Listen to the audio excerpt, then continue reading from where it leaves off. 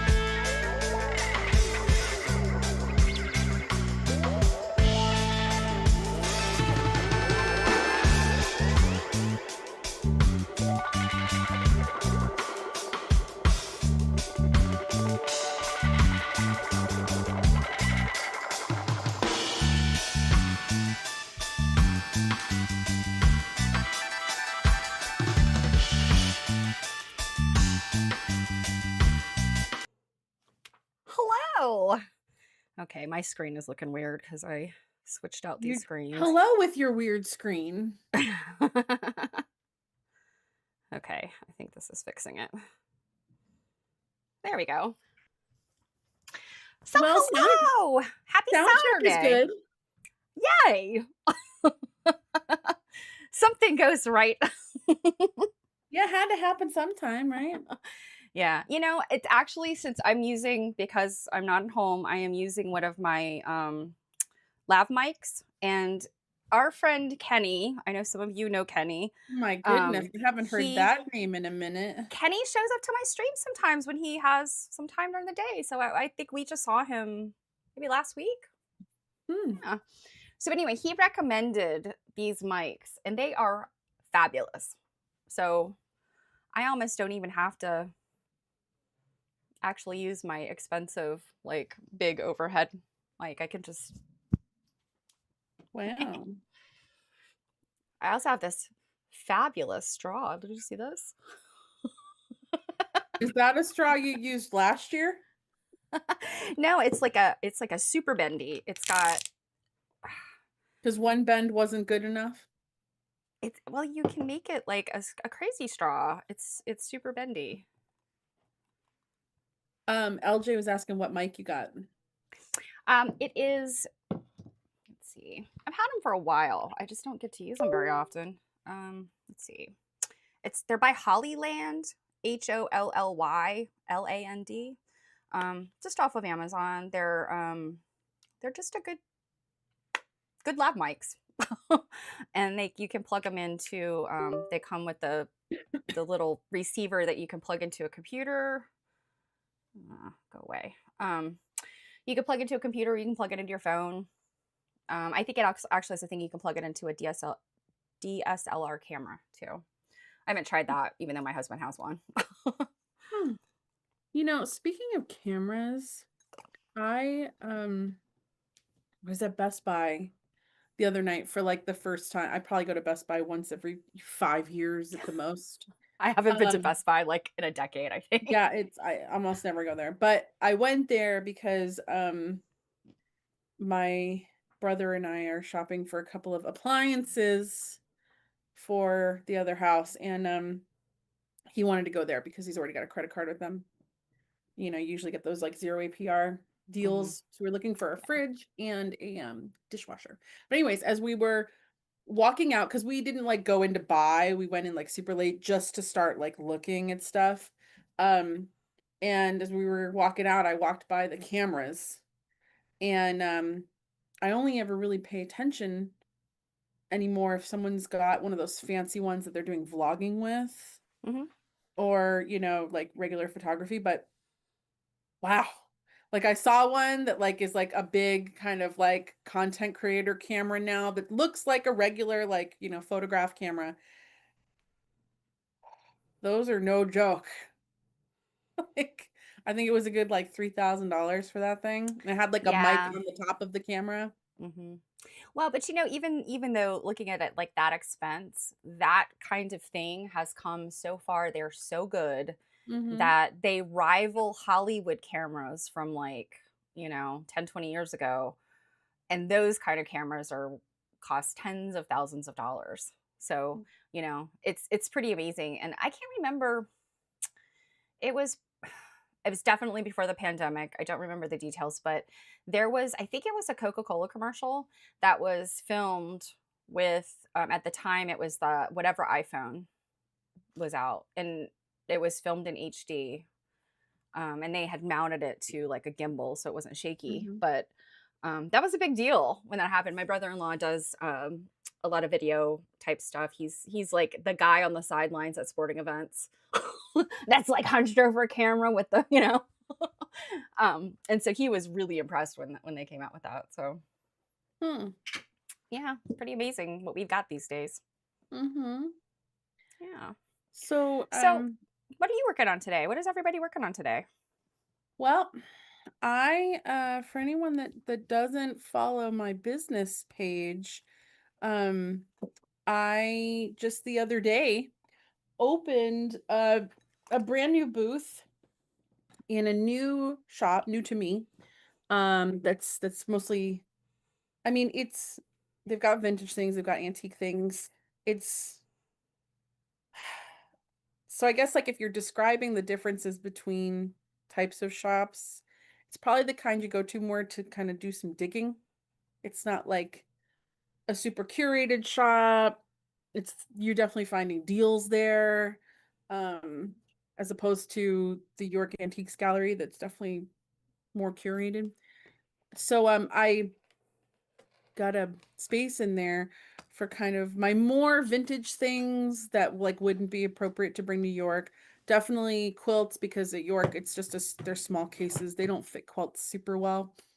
Um and yeah, so I'm working on cleaning up and getting ready for sale. And I gotta like peel the tags off and stuff. Remember these cross stitch kits you'd get at like Woolworths and stuff? And I say Woolworths because that's the tag Ah, that's on here. what happened?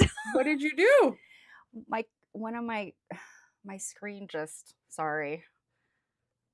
Okay, I have Wow, that was fun. Are we still streaming? Yeah, I still see it. Okay.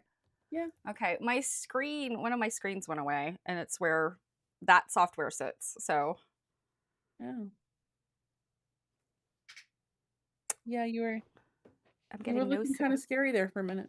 yeah, it's getting no signal now. Let's see. It'll really stink if I have to go down to one single screen to manage this. Oh my gosh, what is happening? Why is this happening? This is very strange. I've never had this. It's saying it's in power saving mode.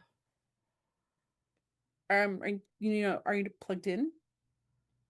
It doesn't have to be plugged in. It gets all of its power from, I see everything that's on my laptop. It gets all of its power from, okay, there we are. Gets all its power from my computer. So I don't know. I am coming from, I don't know. It's a ISIS bunker. I don't know what else to call this. I don't really want it on showing up in oh, what is going on? Oh, you guys, this is the worst. I It don't necessarily. looks, I mean, you just keep opening and closing the screen. It looks, Well, because it's doing weird stuff on my end. Anyway, I don't really love the idea of showing the whole world where I am right now, but I will show you guys. I can guarantee you, like, nobody's going to care because My it's a husband bed. was like, you gotta move your setup downstairs. So like, um, this was his bedroom when he was in high school, and before he left home, he moved back home. He dropped out of college for a while, moved back home. So this was his bedroom because it's got the basement doors right out there. You can go outside, and you shut the door. It's dark down here. It's actually good sleeping, but It really doesn't look that bad. well, I can think of far worse things. So, is everybody still alive over there? I hope so. I've been like watching on my phone to see if yeah. things are looking okay. Yeah, Lord knows what I am projecting right now because I know I'm just sending the screen. Yeah, okay. I think Okay, that looks all Robin says they're still alive there. right. You just keep playing with all kinds of screens. This is the strangest thing. I've had problems with this monitor a few times, and I just don't understand what is happening. I wonder if it's the cord. Because like it comes on and then it goes away again. Okay. Okay. I think we're back. At least I'm back. Yeah, I mean, Robin said the same thing I said. It's like it looks fine except when you start playing with screens. Yeah. So basically, maybe just go with the flow, even if it looks weird on your end until we tell you otherwise. Well, the challenge though is the software was on that screen and there was nothing I could do with the software. So, okay. I think we're okay now. I'm not going to touch anything. Just hands off. Yes, Stephanie. So yeah, I'm cleaning up these little jobbies. This one was from Ames, this little bunny. Ames. Oh my gosh. There's a blast from the past. Yep. So yeah, I'm aiming to put some more stuff into that booth before we go to QuiltCon. And that's the other thing I'm Gotcha. working on. This morning I've been working on this like endless to-do list of crap that I have to work on before going to QuiltCon. Yeah. I have a similar list. I just can't execute on it because I'm not home.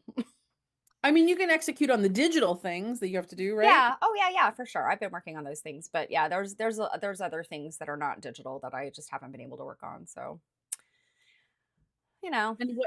And what about people in the chat? Are you guys sewing or Yeah, so folding Marianne laundry? says she's still working on adult bibs.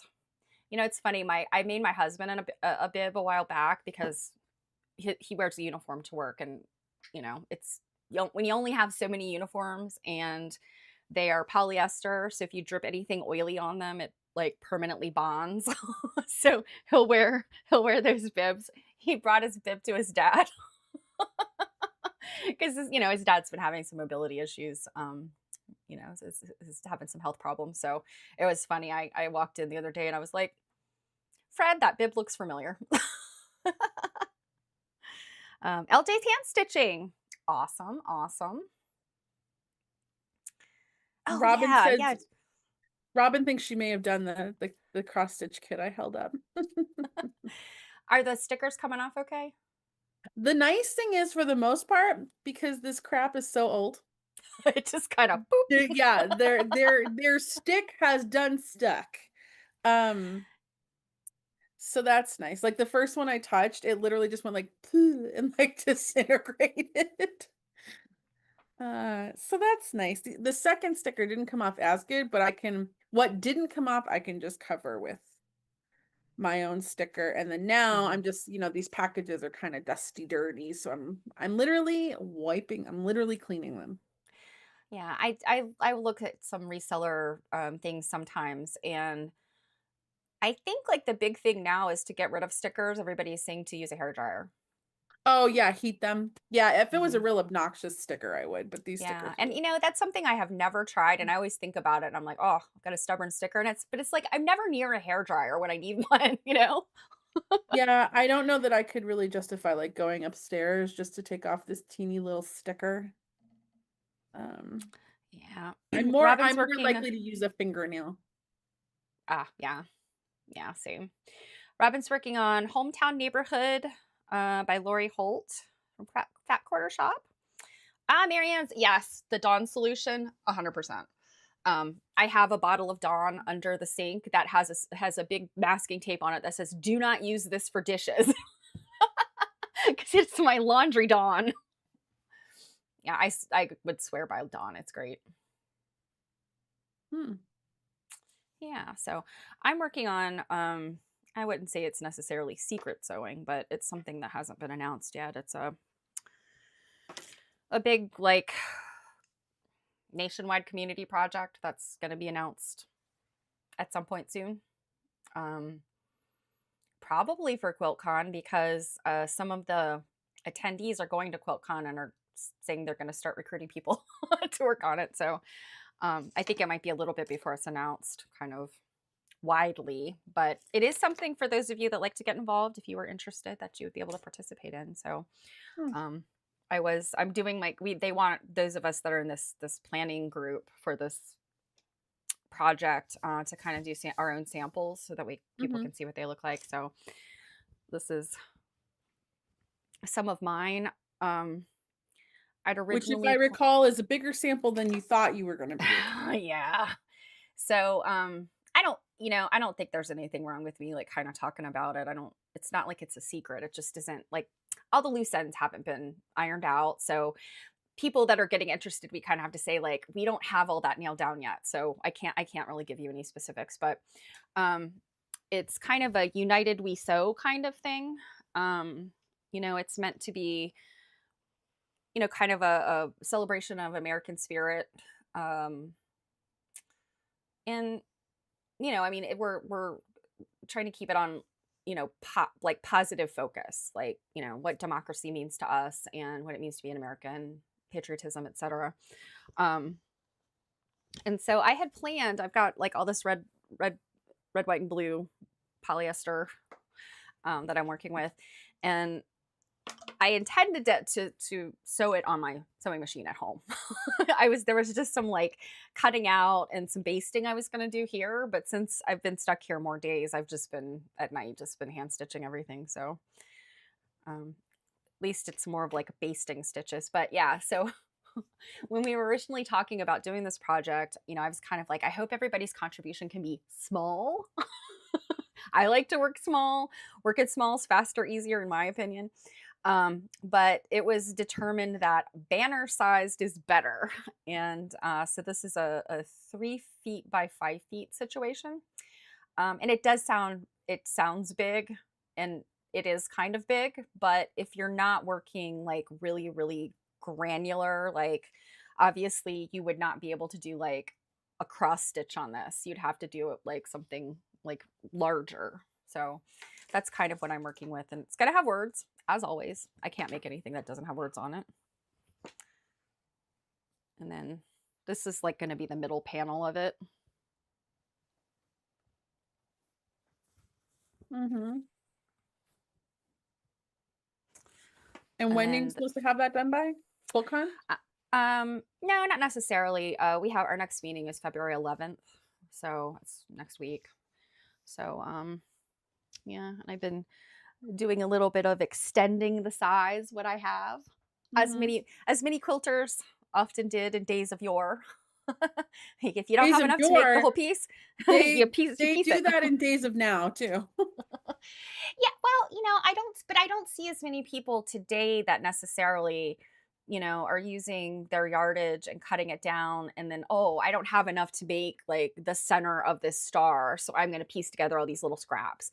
I don't see that very often in modern and contemporary quilts. For the most part, I feel like people buy enough or, do their math, I guess. But I really like the idea of, working with something like I can't get more of this fabric, probably. Mhm. I mean, I might run across it. I don't know. I feel like the polyester double knits of the 60s and 70s, there was no, I mean, there were companies, like well-known companies that were making those things, but I don't, it wasn't like, oh, this print, you can always get this print again. Like, Mhm. I can't go on there and say, give me the DuPont red and white stripe. That's not something that you could ever find again. So there is this sense of when it's gone, and I have to make do with what I have. I kind of like Mhm. that as a challenge. It can be frustrating at times, of course, because you have to figure out what to do when you've literally run out of your material. True story. Yeah. So did anybody watch any Olympic stuff last night? I Couldn't be any less interested. Well, we actually well, there was another show we were watching, but we turned on the well, I of course missed part of the opening ceremony because we had American Quilt Study Group Friday night hangout. It's a quarterly event. Um that was happening last night, and Jill was one of the hosts, and I promised to come if I could, and since I wasn't traveling, I was able to jump on there. So I missed the beginning of the opening ceremony, but what I did see, it was just interesting. I think it's so interesting how, nations choose to the things that they do to like showcase their country. And so Italy had like an Italian rapper that did this, I don't know, very interesting, like, I don't even know how to describe it because it wasn't like, what we're used to here in the States. I mean, you see, like, as an example, Bad Bunny's going to be the halftime show at the Super Bowl. Like, that's the kind of stuff we're used to seeing. Like, these high energy musical groups and their background dancers, are doing, like really high energy stuff. And not to say that this wasn't high energy, but it was just it was almost more like a modern dance, it seemed like to me. And then, of course, Hmm. they had drones that were, or a drone that was, would like zoom in and then do the wide angle. So that was really interesting. And then Charlize Theron came out like at the end of the rapper, and I can't remember what his name was. She came out, and I think it was a Nelson Mandela quote that she said. She just spoke this quote, and then she moved off stage. And then I'm trying to think. I may have gotten sidetracked for a bit on something. And then they had an Italian opera singer singing. So I thought that was interesting. This is all just the opening? Yeah. Yeah, I missed the part where all the countries do the circuit and they have the torch and everything. I missed that. So yeah, I was pretty sure it was a Nelson Mandela quote. And of course I had to look up. I was like, this is interesting because Charlize Theron is either a US citizen or a South African citizen. I couldn't remember which. She became a naturalized citizen in 2007, 2008, but she retained her South African citizenship, so she has dual citizenship. But I was like, I mean, a Nelson Mandela quote is a beautiful thing. I'm not, and of course she, I guess, fellow South African of Nelson Mandela. I don't know. I just thought it was just an interesting choice. The Italian Olympic Committee, I don't know. It was interesting. It was unexpected. I'm not criticizing it. It was unexpected. If you guys remember when the Olympics were in London, the Mary Poppinses falling out of the sky, coming out of the sky. That was so very UK-ish, I guess. So I've never been to Italy. I don't know a whole lot about Italy other than, I have some friends that lived there for a while. So I don't know if like culturally that's that's Italy. I don't know. Oh, Marianne Yeah. said you saw US winning curling. Yeah, curling I think was it was like 4 a.m. I think was um when I think that was scheduled on TV here because my husband was looking to see. He was upset last night because he's like, I don't care about the opening ceremony. I just want to see some sports. And he's like, aren't there anything going on? Isn't anything televised? And I was like, well, they did the opening ceremony. Like, nothing would be any on. And at nighttime here, it was like the middle of the night, definitely there because they're 6 hours ahead, I believe. So anyway, I know they do like the pre opening ceremony stuff, but for some reason, none of that was available last night, and he was annoyed. Too much glitz and glam. Yeah, yeah. I'm trying to think. The other one I remember seeing, like, in recent history was the one in China. And that one, I think they were really focusing on their technology, like those enormous LCD screens that you could fold and roll. I mean, that was however many years ago that was. That was quite a while. Man, and it just sounds like I just want to take a big old nap. Yeah. Well, I don't know. I'm not, you guys know I'm not a sports person, but I have to say sometimes some of these things, you have a little bit of American pride. You're like, yeah, beat them. Yeah. Let's see, women's hockey. You guys know I love hockey. Women's hockey, they beat, oh my goodness, who was it? Was it Canada? It wasn't Canada. You have so much pride you can't remember. I'm completely blanking, but yeah, they beat somebody, and then they were playing Finland as I came downstairs to set up. And I don't know, they were more shots on goal than Finland, less timeouts than Finland. So I don't know. But yeah, I mean, I think there's things that you just don't necessarily get to see in everyday sports ball. So yeah. I mean, it's one of those things where I'm glad other people enjoy it. I am just not one of those people. Yeah, well, Um, and like Stephanie said, I was busy co-hosting, a Zoom last night. And even if I wasn't co-hosting it, I wouldn't have even remembered that anything, Olympian was going on. yeah, that anything else was even happening.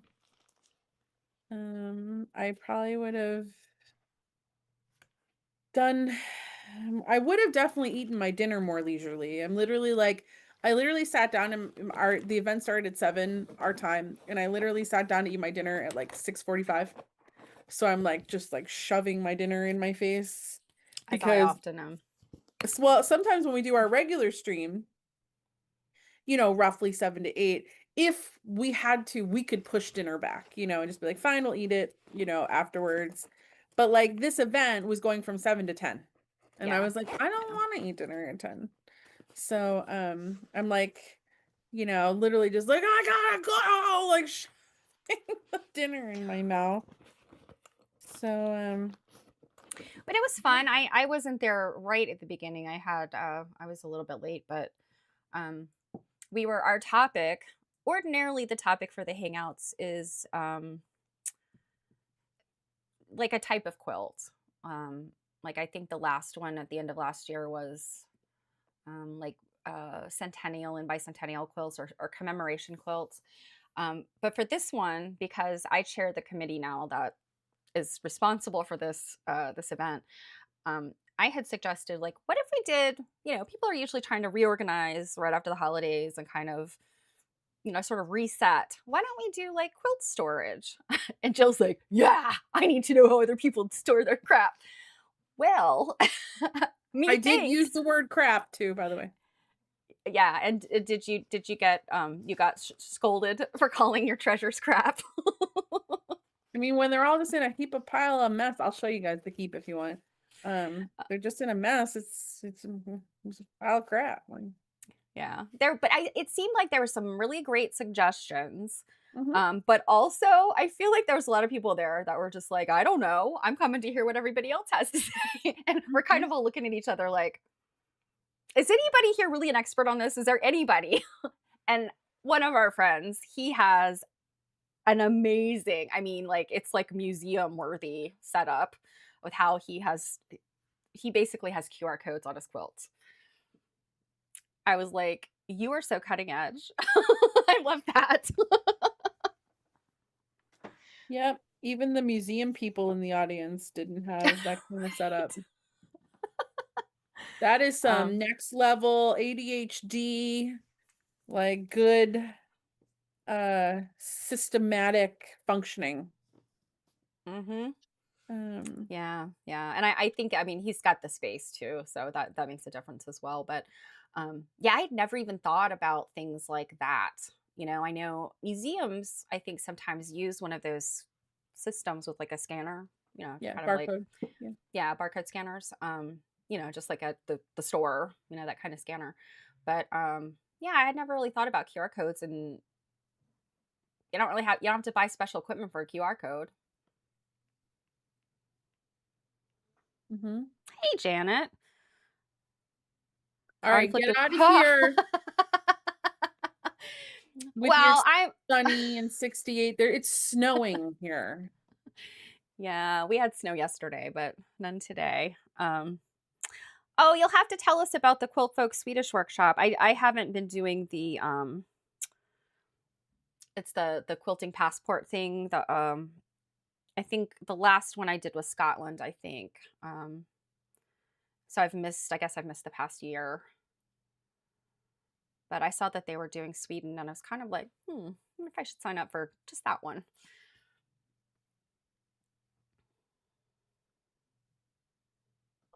Yeah, the sun at least is starting to peak up, but yeah, maybe it's stopping, but we've been snowing since last night. I think there's a good like 4 inches outside.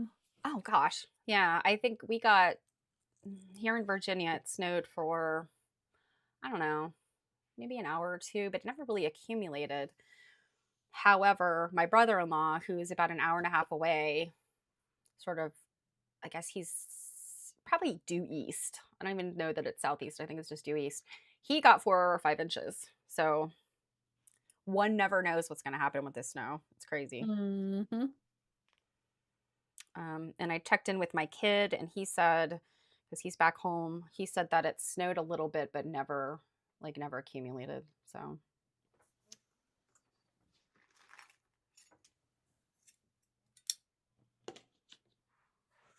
Robin's got a cloudy 52. I would take 52. Yeah, that's tropical. I'd be out there in sandals.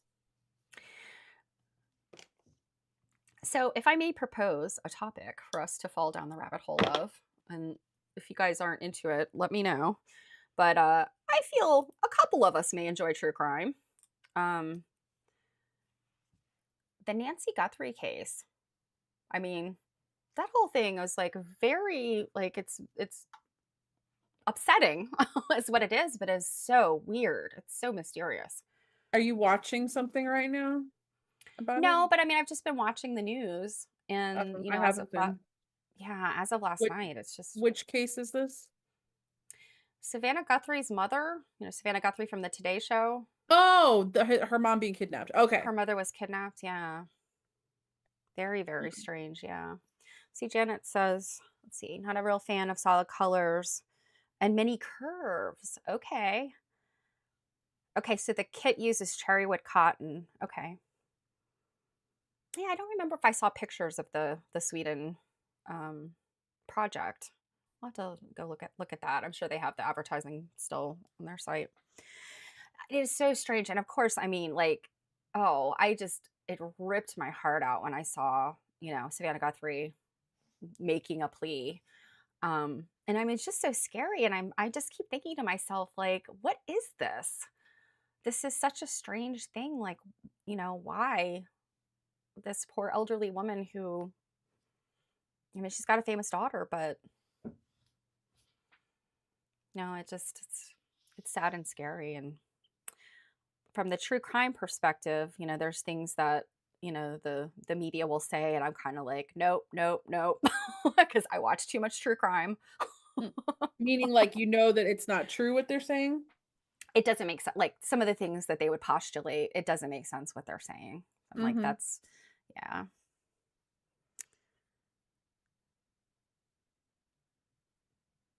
Doing top stitching, so I don't want a top stitched finger. Not being quite for any other reason. That's okay, Marianne. I feel like it's easier to be in the chat when you're just doing hand sewing. True story. Yeah, so Robin said, I wonder if she covered a story about some nefarious person and they retaliated. I mean, there's all kinds of things that people who have criminal ideas, and would do something like that. Who knows? 6 round berries and a couple of paisley-like leaves. Okay, yes. Yeah, the dollar horses. Actually, my mother-in-law has some of those, and there's roosters too that are go along with the horses. I was just thinking about. I was looking at her collection the other day.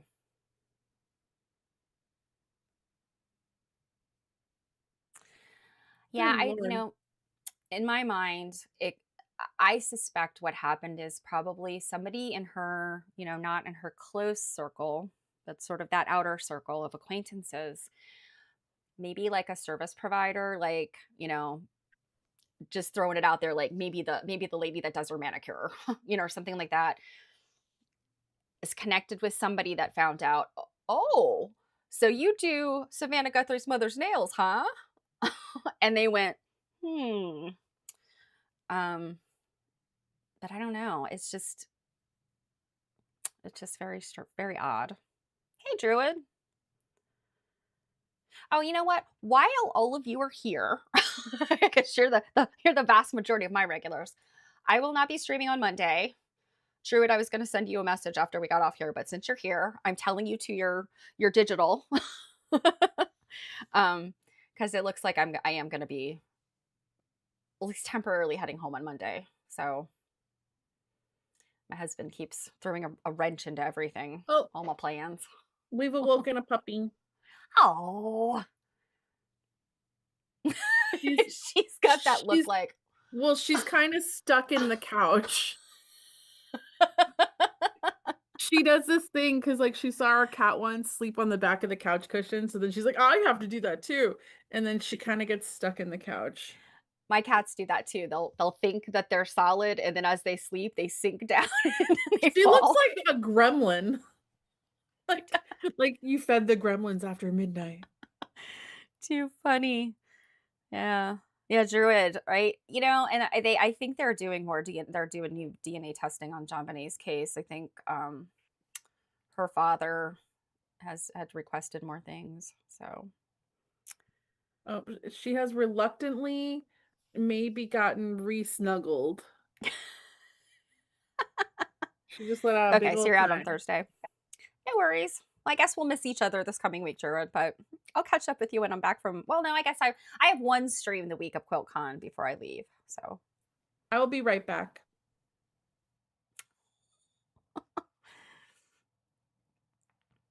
hmm. Well, um,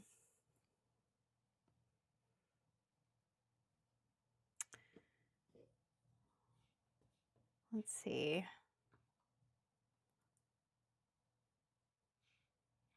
I'm trying to think like any other current events. I think are things that we just don't want to burden anybody with here today to be a positive day.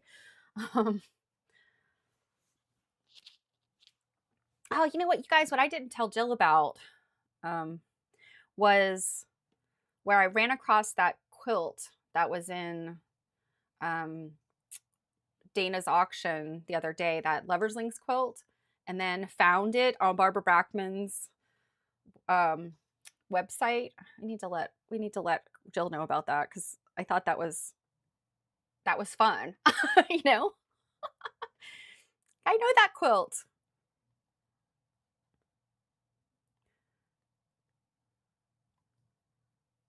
I guess whenever she comes back, I can tell her about it.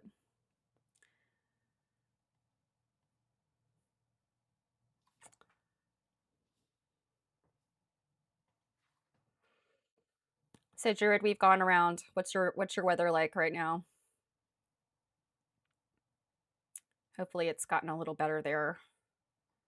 I know you had that cold blast like we did.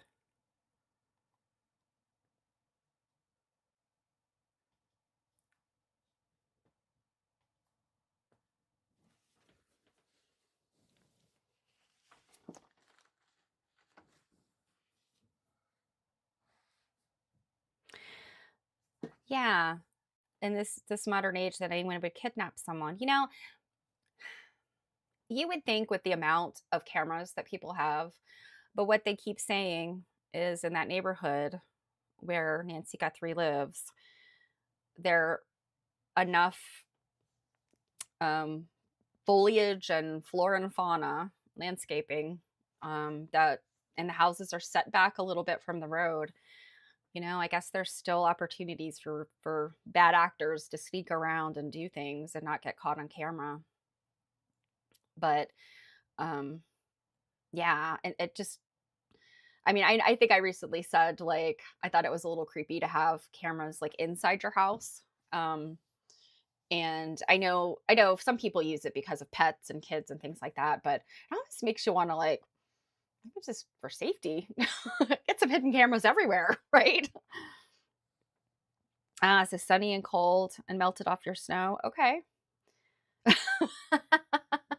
Yeah, I feel you, I'm over it too.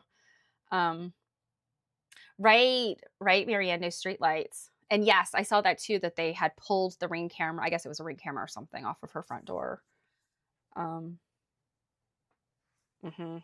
Yeah, and that's what I was thinking. It's somebody who's they've either cased, they've been watching and sort of cased the place, or it's somebody who's been there before and is familiar with, um, yeah.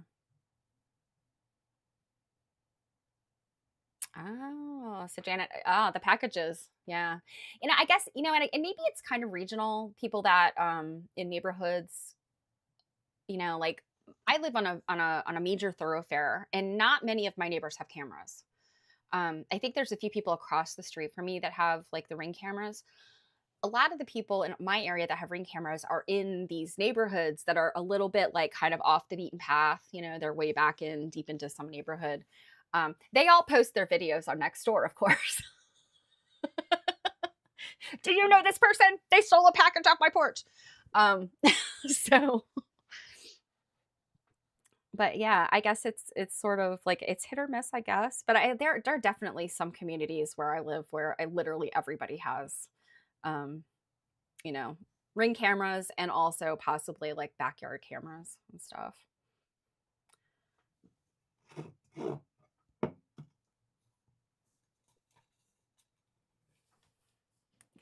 I ate my snack.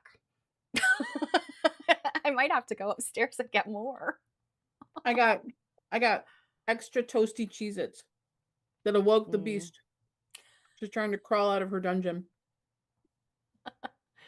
She is just such a cute dog. She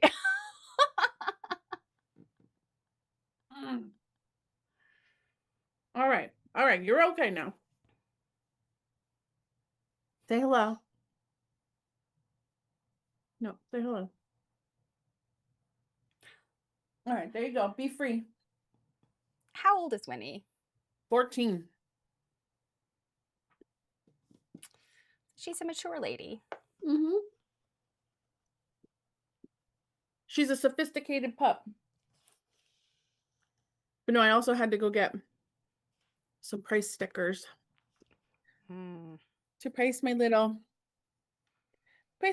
thingies now that they're all cleaned up.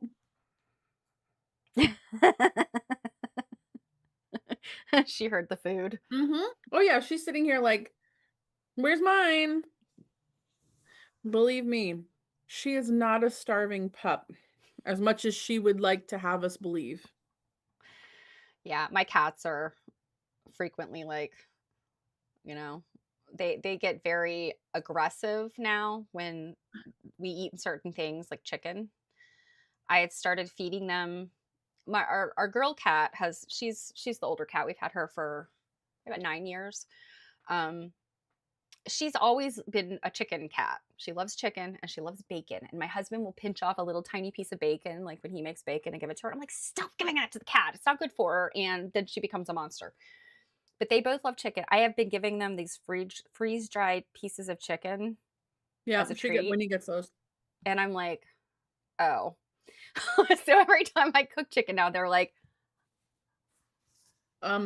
This one goes nuts over eggs. oh, okay. Mm. It's probably because I used to make eggs for our sugar gliders, and she felt left out. So she goes nuts over eggs.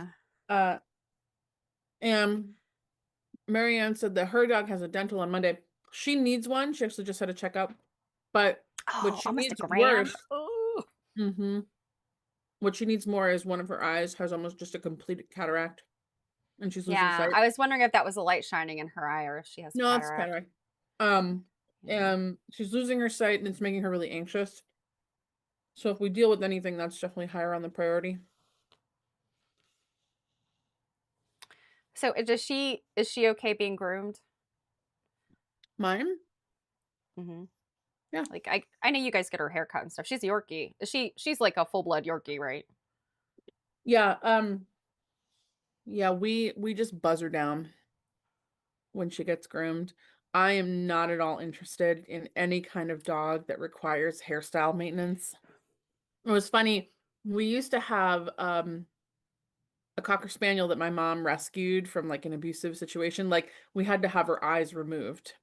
That kind of Oh abusive situation. no. Yeah. She did really good after that because she was in so much pain. But anyways, um, so it's funny, my mom took her to like this like new groomer one time and explained to her kind of like just buzz her down. But when my mom picked her up, like she styled her like a cocker spaniel. And my mom With like the the next time ears. she dropped her off and she was like, okay, look, I'm dropping off a cocker spaniel. I want to pick up a beagle.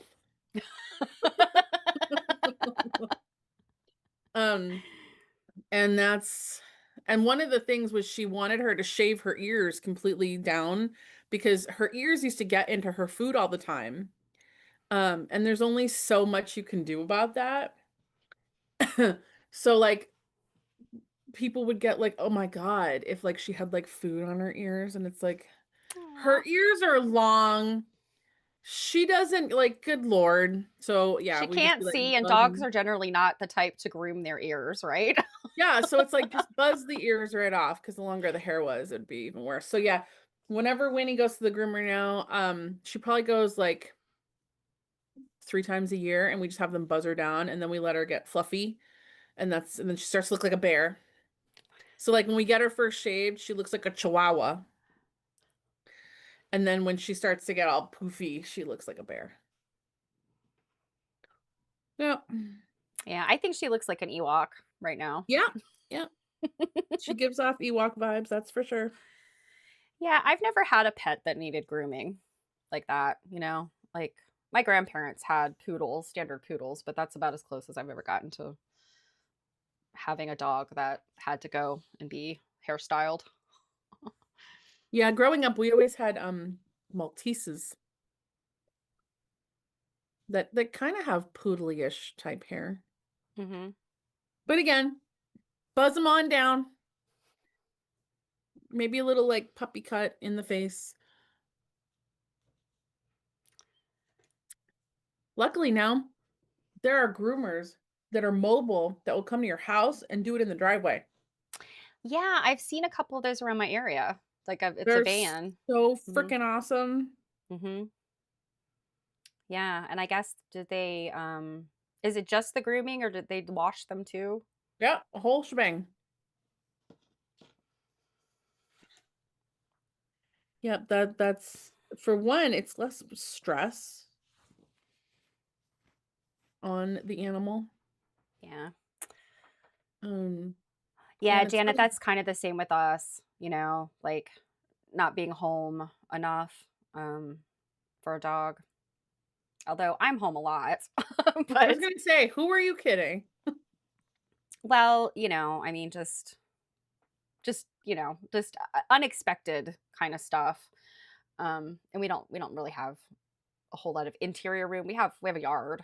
That would be good, but yeah, you have to make sure your pets can be taken care of.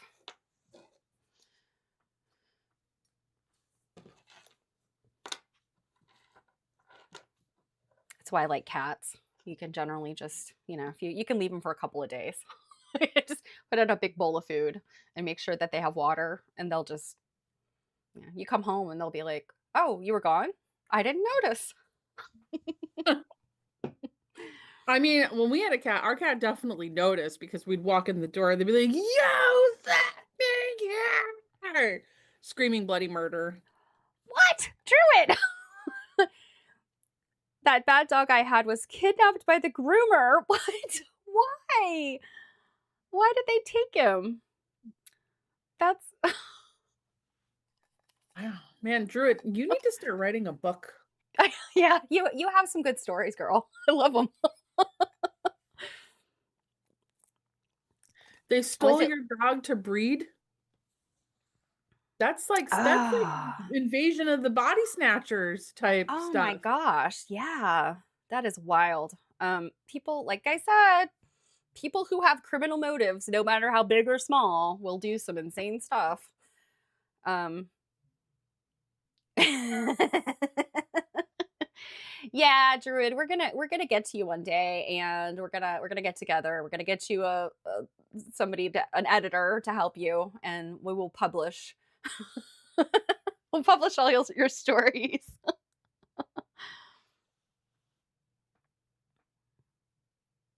Wow. Yeah.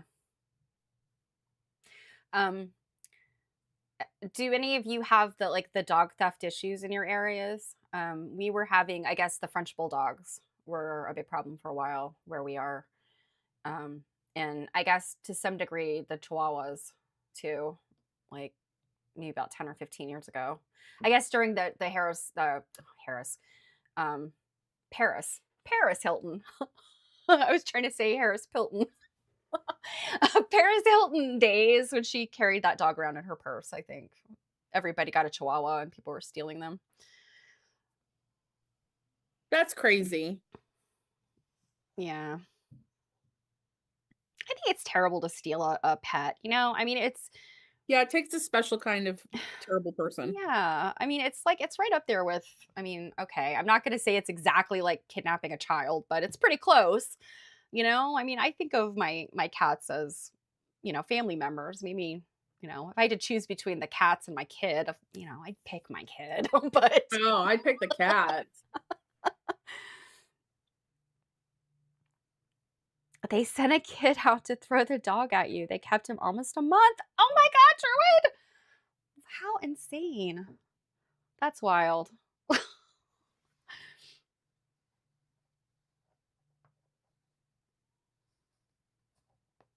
And what kind of dog was he?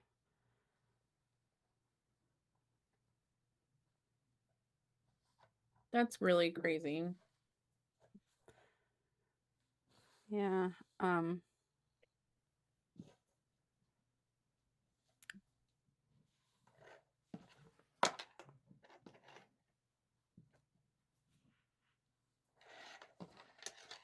This is a really good batch of extra toasty Cheez-Its. Yeah. I haven't bought those in a while. I usually just get the regular Cheez-Its, but Whatever. well, I mean, you kind of got me on the extra toasties.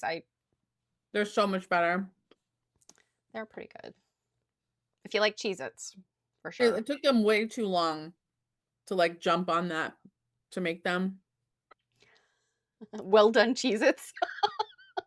Well, because if you buy a box of regular ones, the ones that are a little bit burnt taste way better than any others in the bag. Well, and I mean, I guess that's where they come from, is enough people, or maybe people in the food laboratory for Cheez-It, or I guess, are Cheez-It Nabisco? I can't remember. Do you have the box there?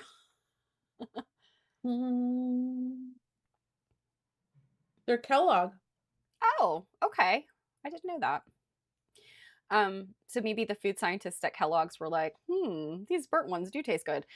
But there Well, are, or I it mean, could have just been enough people writing in being like, "Can you make a box that tastes like burnt?" hmm yeah.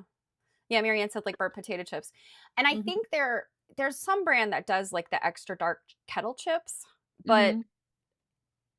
there's no other like cracker company that makes extra extra dark Well, I crackers, mean, are there? it's really down to the flavor kind of burnt cheese, you know? Burnt cheese is delicious. Are you making a face at me? No, no. Oh, I was okay. just reading what Janet said about feeding the feral cats.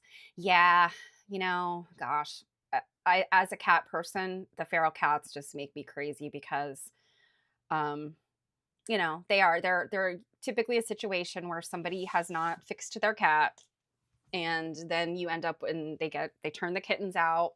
You end up with these populations, and yeah. Ah, there's extra dark pretzels. Okay. I wasn't aware of that.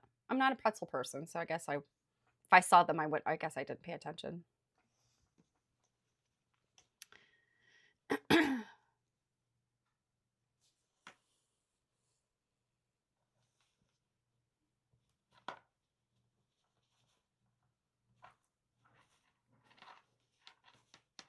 Actually, it was funny when we were in college, my husband and I trying to think, it was probably before we were married, but one of his friends' father was, or no, maybe it was his friend's girlfriend's father. In any event, he knew a veterinarian who had some property out somewhere, and there was a lot of feral barn cats, and he was like, okay, we can't have this. So he brought his stuff out to this farm and would neuter the cats right there. And I guess so now I know like feral cats typically at least with the males. I don't know if they do it with the females or not, but they clip the tip of their ear off to show that Yep. it's a feral cat. It's been a part of a feral colony, but it's neutered. Mhm. Um, but he didn't do that. Instead, he would shave the center of its head. Oh So he my. didn't have to try and like recatch it. I guess it was because it was easier to see from a distance that like the cat had a shaved stripe on its head. So when he would do this like multiple weekends in a row, come out there and basically perform cat surgeries at this farm, he wouldn't have to chase a cat if he saw it had a reverse mohawk, I guess.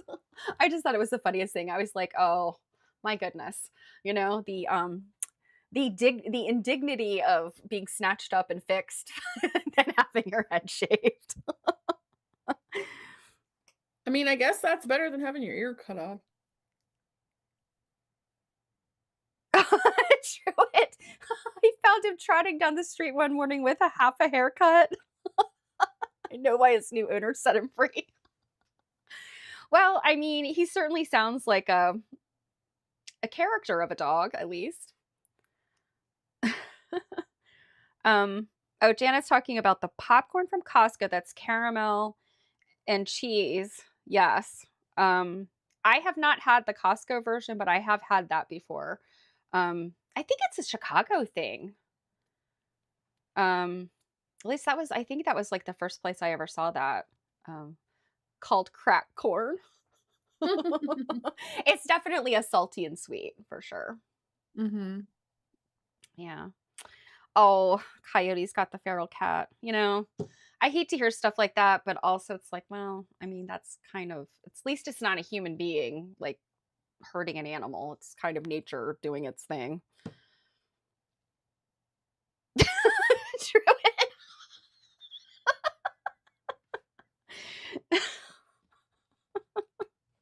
Oh, great, he's back. Oh my gosh, you crack me up, lady.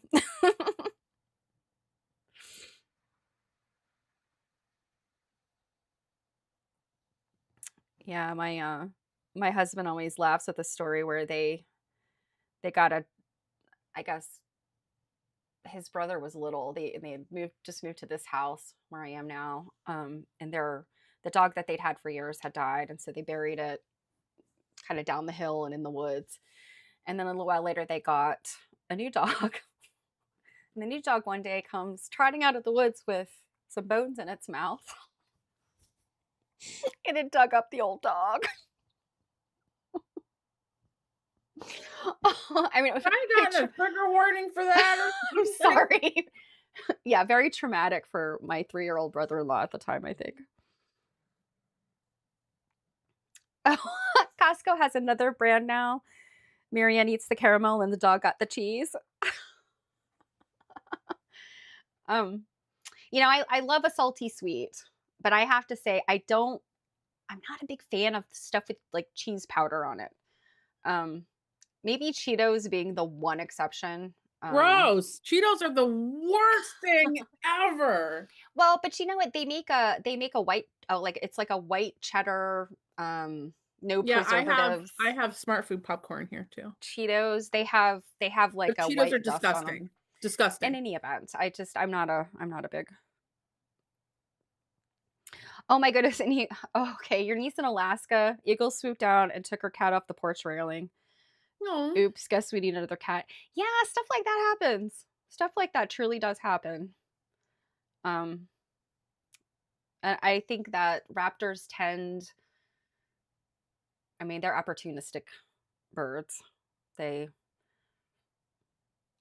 would kind of hope that they wouldn't prey on a cat or a small dog if there was other food, but then again, I think they're also very, very opportunistic. Yeah, they don't differentiate between pets and non-pets. Well, I mean, I'm saying like you would think a cat could maybe sense that something was coming and get away, but maybe not. I mean, eagles are smart and dangerous. My husband has been injured by an eagle. They are no joke.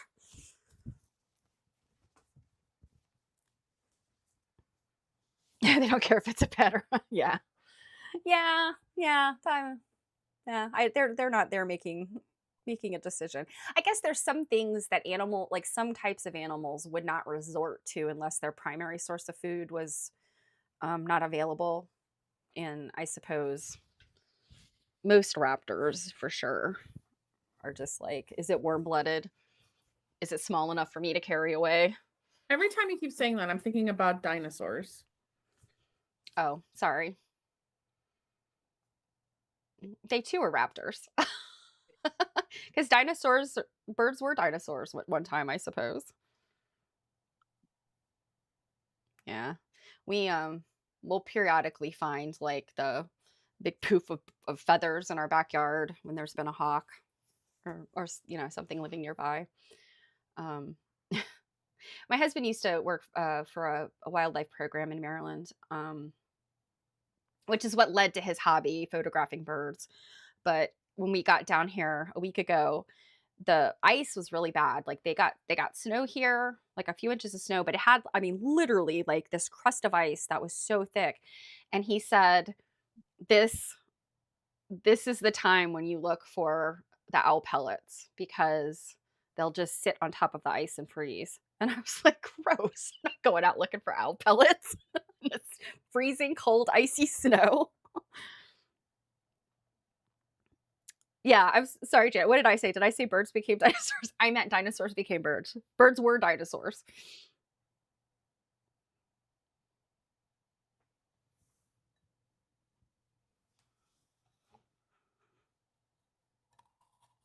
Oh, small dog used to sneak around under the fence and tease the coyotes.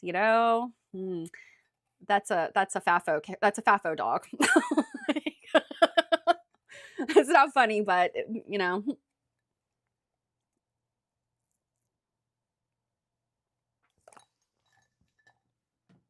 Cheetos are gross. Okay. What are your feelings about Funyuns?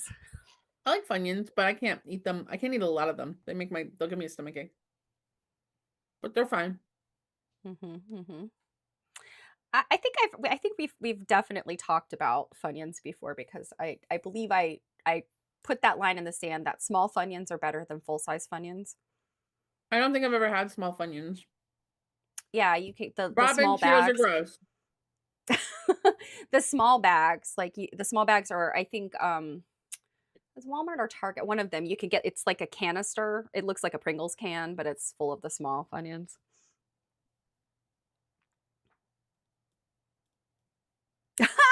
One of the barred owls sat on your outdoor camera. I have to say, I am fascinated by owls. They are they're just really interesting birds. Um, Yeah, we're planning to get some owl houses. oh yeah, Yeah. for what do you have in your area? I mean, you probably have a lot of the same owls I do, but I have no idea. The kind that go, "Whoo." okay. We hear them Janet a says, lot. "Oh, mountain lions in parts of California. Carmel Valley has lost dogs. A mini horse. Oh my gosh." Well, a mountain lion is probably not much smaller than a mini horse if it's not the same size. The who cooks for you ones. That, oh gosh, that is, it goes, the hoot is who cooks for you, who cooks for you all. My husband knows all this stuff, and I pay not enough attention. Yeah, I know. I guess probably out west, like California has pretty different birds than we do here on the East Coast. Um, I feel like great horned owls, I think they might be over most of the country, um, or at least the eastern half of the United States. And barred owls also. A cycle. I might wonder, maybe that kind of is, that there are cycles where animals are more prevalent, I guess, depending, like if food is plentiful, if conditions are such that they kind of overbreed. There's many of them, of the predators. So, Or there isn't enough food for them and they come into areas where there are people and pets and things. I'm looking up um what kind of owls we have in Mass. We have great horned owls, which I've Mhm, seen. We have barred owls, which I have also seen. mhm. We have eastern screech owls, which I've seen. They're the teeny ones. They're so cute. We have Actually, they look like your dog. we have northern saw-whet owls, which I don't They think are I've ever also seen. they are also itty bitty teeny tinies. We have long-eared owls, which I don't think I've seen.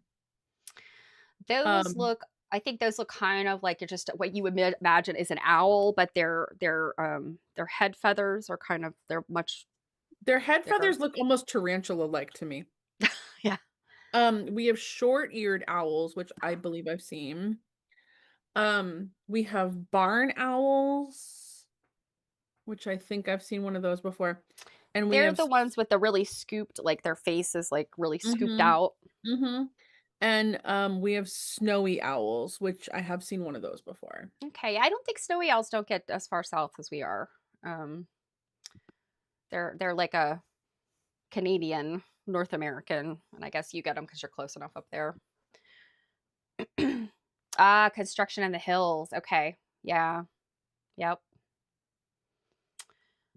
So foxes. This is interesting. So where my in-laws' house is, it's just fairly rural here. I mean, the houses are like you can see your neighbors. They're close enough to walk to them. It's not like they're far, far, far apart, but it's still very rural.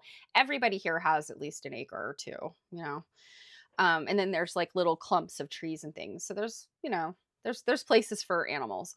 And this fox last year, when my husband was here for a while, um, the fox had her kits. And so he would watch them. He set himself up a blind where he could go out there and take pictures. And he has these fabulous pictures of the mother fox and the babies, the kits. Just the other day, she's back. And he's like, I can't tell if she's with this other smaller fox, which is probably one of her babies from last year. And he says he's not sure whether she has more babies or not. But I was excited because she's very pretty. Um, like very We orangey get a lot red, of and fox. yeah, he calls them her fishnets. Their legs are kind of like a crosshatchy black, and you could still see the red through them. He calls them her fishnet legs. So Oh, Marianne's got snowies too. Okay. And you're close enough, I would assume, to Canada that they cold enough they come down. I've finished cleaning and pricing, Very and cute. yep, and they'll sit in this little thing for display. Um, Is that a sewing machine drawer or just like a little? no, it's was probably in like a desk or something. It has a place in the front to label the drawer. I love I got little drawers like that. I got a number of these at a similar type establishment that's kind of like a dig type place, Hmm. and I had seen them. They're not far from here, on social media the day after Christmas, being like, "Oh, we're having a sale." So I'm like, "Huh, I'll go over there and see what they've got going on." And I left with like a bag of display type pieces for like next to nothing. So it was a good day. I'm just gonna go put this back in the other room so it doesn't become a mess here. It does look like a library card drawer, doesn't it, Robin? But it's not long enough. Like, I think usually those card catalog drawers are longer than you expect them to be, I guess. I've always wanted an old library card catalog, you know? Um, I think you have to, I guess there's like a rod in there that holds I guess some of them, maybe not all of them, but I think there's like a rod that holds the cards in, and you have to take that out, maybe. But I just have so many little doodads, like think about like thread. You could like sort all your thread out by color in a library card catalog, and things like needles and all sorts of doodads. I think that would be such a great piece of furniture to have. They are not cheap though. I know I've seen them at auction, and then there's the repro ones that you can get at Wayfair and stuff, but they're never inexpensive. I think the obviously a antique one would be better because anything that's new made out of particle board and cruddy materials. Yeah, it's really funny. I was sitting in upstairs in the living room with my husband's sister and his dad, and I can't remember what his dad said, something about this piece of furniture that's always been in the corner of their living room. Um, and my mother-in-law had like a couple of books on it, and then like some kind of like dried flower arrangement or something sitting on top. And I never given it much thought. It's just like kind of this big table, well, not even big, like just kind of a table, and it had like a drawer on the front of it. And I mean, like, I'm not going to snoop around and open drawers. So I literally had never approached this piece of furniture. So my father-in-law said something about, "Oh, refurbished that." Um, and he's pointing towards, and he goes, "That sewing machine cabinet." And I'm like, I did a double take. I was like, "That's a sewing machine cabinet?" And it's a very pretty piece of furniture. And I was like, I had no idea. And so my sister-in-law goes over, and the front drawer, of course, it's not a drawer. It's a flap that opens up, and you can see the sewing machine inside. I guess it's where my mother-in-law was keeping her actual like sewing machine. It looked like a newer sewing machine, the bit I could see of it. So I'm not sure how it's attached in there, because it definitely was something like where the top, folded down, as you would expect, and the machine goes down. So I don't know if it fit into some kind of like pocket, or there were some kind of bolts or something. I don't know. Now that I know it's not like a drawer that I would be snooping in, and now that I know it's a sewing machine, I'm gonna have to investigate. I'm actually gonna work on my hexies. My sister-in-law's she's picked up the English paper piecing bug too. And she had some interesting notions and toys. She has this thing. Um, oh gosh, and I'm blanking on the name of the company. You guys probably know it's the company that does the little magnets. I think they're called So Tight, or the Mhm, company's called mhm. So Tight. Um, and they're literally like, I mean, they almost remind me of my microphone. It's like just a magnet that sticks to this little disc or little tiny bar. Well, they have a product that these little clear plastic things that are easy to hold in your hand. If you don't want to, um, fold your English paper piecing in half to do the stitching on the back, if you want to do this flat stitching, you use the magnets to hold your pieces down on this little, almost looks like a clear plastic, like artist palette, sort of shaped like that. And then it just holds everything, and then you just do the stitching. I was like, oh, that's something new. I've never seen that before. I It seems a have little more not fiddly than just folding it in half and stitching. yeah, What do I know? I have not heard of that. Yeah. I know. So I didn't go to QuiltCon last year. It was in Arizona, but the year before, I know I went to the So Tight booth, and they had some other products. I guess they did some partnerships so that they had like branded stuff, that the little magnets. Um, but this thing that she has must be something new, Hmm. that they've released, because I had never seen it before. It was interesting. I like some gadgets. Yeah, yeah. Um, I don't know. She liked it. She said she felt like it helped her, keep the pieces together.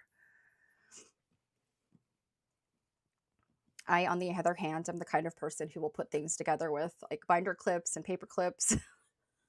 I mean, yeah, see, I'm using binder clips to hold some of these pieces together. Hey, you are scrappy and nimble.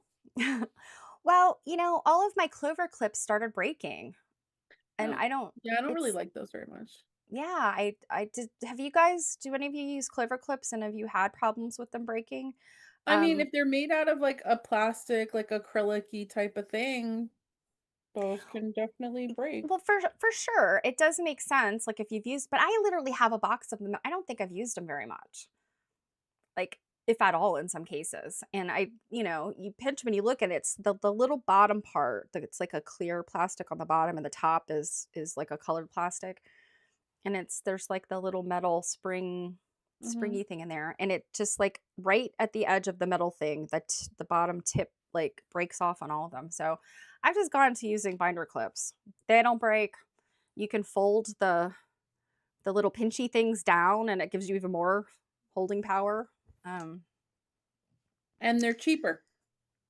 yeah, so Marianne's not breaking, but don't use them much either.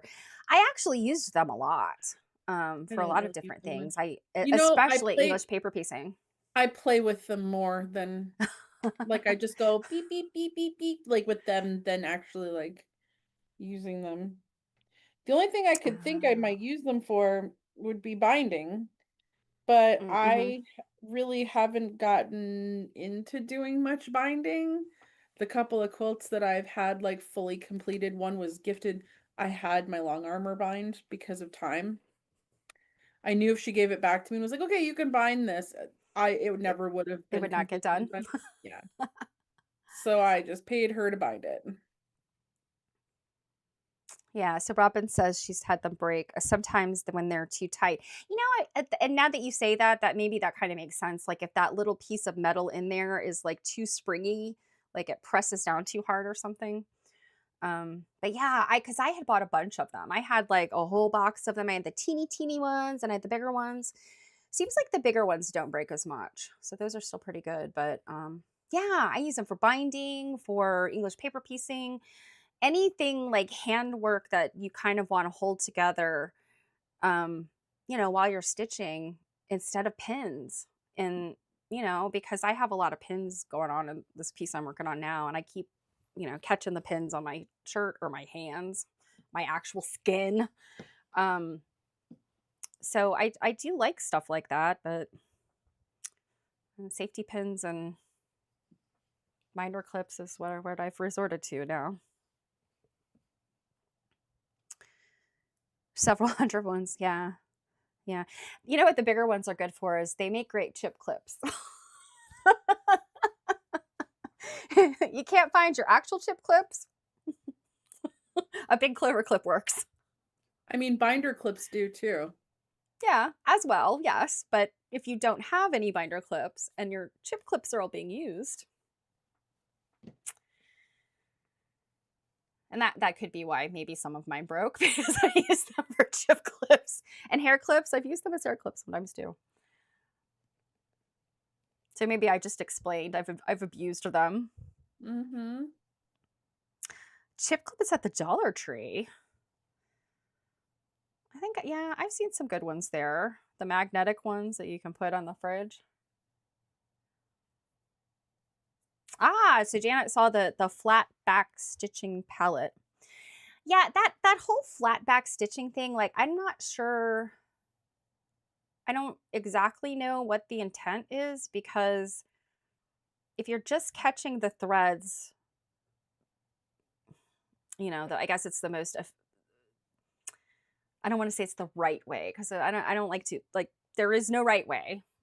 It just I think the most efficient way to me is just, get your tension right on your stitching and maybe don't use 300 stitches an inch. Who are you talking to there? And when you flatten them out, after you folded them, when you flatten them back out, they look too fine. Yeah. It looks bulky. Yeah. Other things she had is the Glasses. the re the magnifier thing that you can wear with glasses. So it's a light up here and then you can flip it Mm-hmm. down over your glasses. I'm kind of eyeballing some of those. I need to look at hers again and try it out. But it was funny. We were sitting in the living room and she was stitching and she keeps like talking to us. And I'm like, I'm sitting across because they've got a couch on one wall and then a couch on the facing wall. And then the TV is like at the end. Uh, so every time she'd look up at me, I'm like, you're blinding me with those lights. I can't see you. She's like looking up, like, where were you on the night of the 27th? Like, It was funny. Yeah.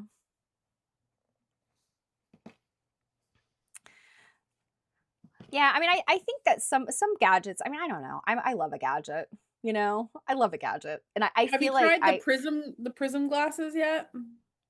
the the the The lazy glasses, Yeah, the ones where you can, well, lazy man, I call them like posture glasses because you can sit and look down 90 right? degrees. Yeah, I tried them a little bit. It was kind of disorienting. I feel like if like for knitting feels like because you can almost if you're just doing straight knitting or maybe just very simple knitting or crocheting, you can almost do it without looking, but it's pretty hard to stitch without looking, you know? I've read with them on, and Yeah? it's a little weird. It takes a minute to get used to, but it was fantastic because I laid back almost like Mhm. not fully on my back, but like kind of, Like reclined.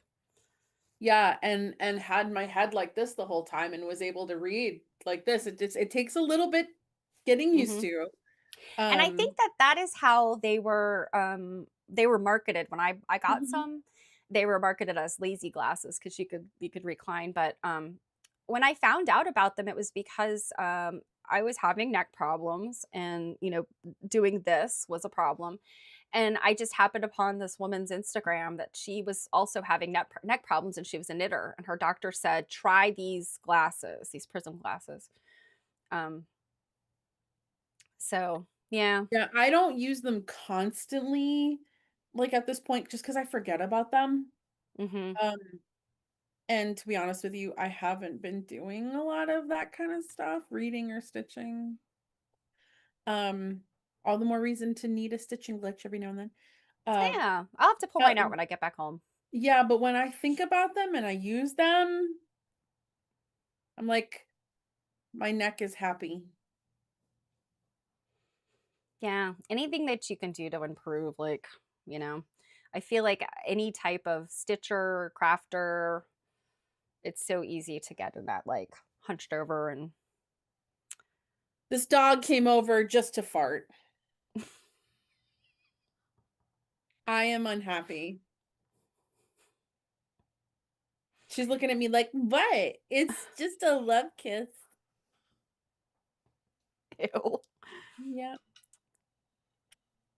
A preview of coming attractions. Ah, so LJ has a makeshift kind of stitching palette for a particular project to help her have a firm surface. Yeah, you know, I don't have it nearby. I think it's in a bag. I think it's by Dritz. I've had it forever. I need to replace the one side of it because it's totally torn up. But it's a very small cutting mat within it's like a handle like shaped into it. The other side is a an ironing pad, and I've used it extensively for ironing. But I like it to have something in my lap like a firm surface to pin, or I can flip it over and also pin. You know, to hold. It's like a tiny design wall almost. I do like having some like a surface in my lap when I'm stitching stuff because I don't often sit at a table like this. I mean, this is Mhm. great to sit at a desk, but I don't, not for hand stitching. So No, the whole reason for me to even get into hand stitching is so I can do it on a couch you and do not it on the have to couch. be and not have to be in a sewing table. Yep.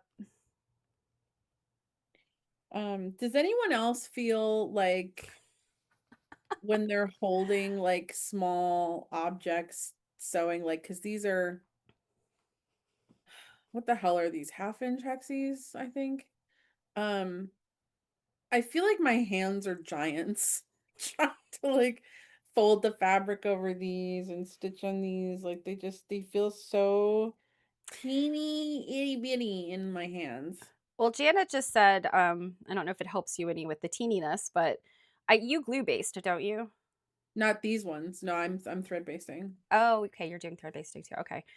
Because she said she uses the cardboard foldy thing.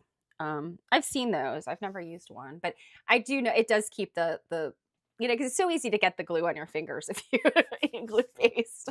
I glue base Um, when they're bigger, hmm Yeah, but it does make sense to glue baste the big ones because thread basting the big ones you still have that kind of the fabric is a little bit loose. Druid. I always think it's good to have a pet. You know.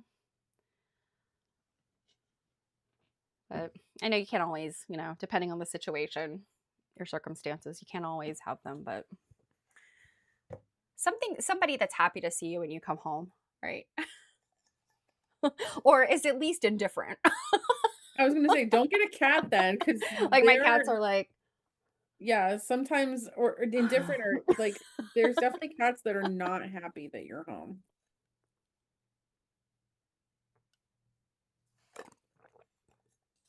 "Oh no, your house has white carpet?" Oh no. I think I remember you telling me that though, that yeah, that you had white carpet in that house. It was your mom's house.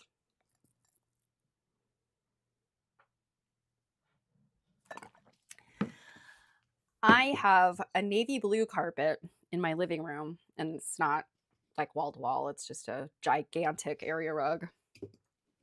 I Mine's can't imagine having mine's white. like a navy blue and a tealy green.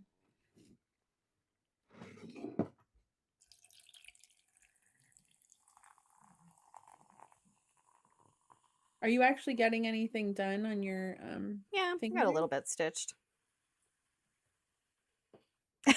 So she could ask people to take their shoes off at the door. You can't do Oh that my unless goodness. the carpet's white? No, I mean, if the carpet's white, people feel, I guess, probably feel that maybe they must.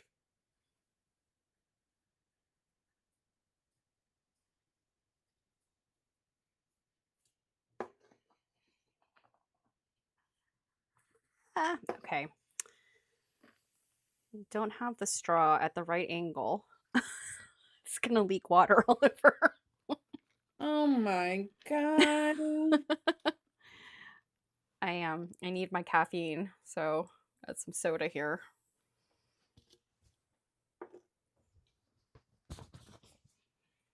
Well, at least that was only water.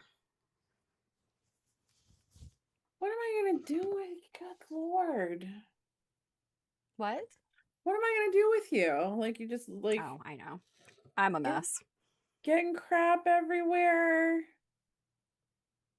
Oh, the hardwood underneath the carpet. Yeah.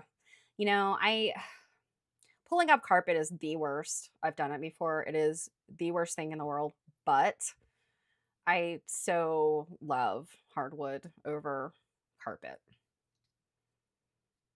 because you can I pull. I love the look of old wood. I don't necessarily like the maintenance of old wood.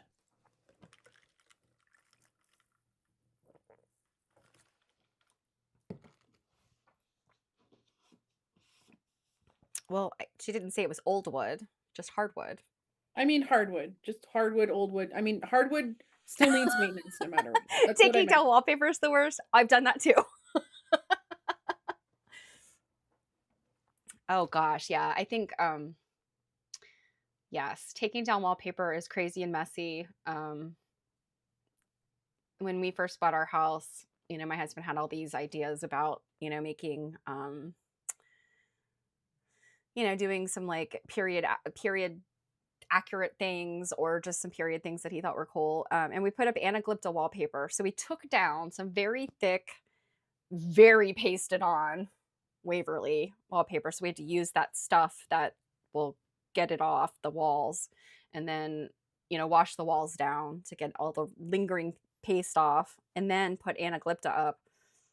And if you don't know what anaglypta is, it's the wallpaper that's embossed and it kind of looks like old tin ceilings. If you've ever been in an old place that has like a tin ceilings on the roof, that's kind of what anaglypta looks like. And then you can paint it, but you have to put this special wallpaper mud on the back of it because you can't just roll wallpaper paste on it because it's embossed. You'll flatten it out.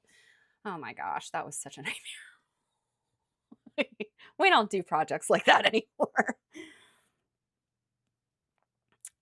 Gold carpet and your brother and you spill grape juice on it. Oh my gosh. One of my mother's favorite stories. This was the time I come tottering out with I was probably like 3 years old with a big jug of Kool-Aid and like whoops everywhere. Wow, and you live to tell the story. Yeah, and that was also during feeding the sewing machine years and cutting into her fabric with pinking shears. An industrial dust mop sweeper for hardwood. Yeah. You know what actually I use? I Swiffer and I use I can't remember. It's like a broom, like a blade broom or something, a wind blade or something. They have some fancy name for it. They were on Shark Tank. But it's basically like a giant squeegee that's at an angle, like a broom. And I have found that is great on the kitchen floor and hardwood. It's picking up stuff that I'm like, I don't see anything on the floor, but it's still picking up like fluff and dust and things. So I'm pretty yeah, I'm pretty attached to that. Oh no, carpet in the basement. Oh, flooding. Oh, that's the worst, Druid. I'm sorry you're The dealing with house I that. grew up in, the basement would flood and there was carpet. My mom has always had, well, her last contractor, I'm knocking on wood here, finally fixed it. She has not had any flooding in her basement now in I don't know however many years it's been since he did the fix he did. But yeah, she'd be down there ankle deep water every time there was a major storm, and stuff just gets destroyed if you don't have things up off the floor, and it's terrible. Yeah, that squeegee type thing. It's not exactly a squeegee. Like it's not like a squeegee blade. It's kind of like it's a rubber strip and it has kind of like a little like Aren't those nubbiness supposed on to the side. generally be used on carpets to pull up hair? You can it I will used to use scrape. those on carpets to pull up hair with my my Cocker. Yes, you can use it. Well, and they make things like that for like your upholstery, to get pet hair up. I have to say, I mean, there's lots of things that they make that are wonderful, but like a squeegee kind of thing is not very expensive, and I don't know, you smell boat grease, but I feel like it works. Hmm. Oh my God, look at this Cheez-It. Look at it. It's a good one. Jewett said the very day that carpet was installed downstairs, it flooded. It was taken up and reinstalled in a couple of weeks, and it flooded again the day they finished. Yes, that's a sign. That is a sign saying this area should not have carpet. It should have a French drain. Yes, exactly. Yeah, my parents' house, where I grew up, was built. I swear it was built on top of a creek or something. Or like a vast water table because they The have fountain of youth. very, very terrible drainage problems and stuff. I feel like basements in general are troublesome like that. Yeah, we don't currently have literally anything stored in the basement here because it's a wet basement. My hope is to someday have it finished out to the point of being able to store things down here, probably having it like repointed. I mean, it's an 1880s basement. And putting in like maybe like a French drainage system and stuff like that so that it's usable because it's a good sized basement.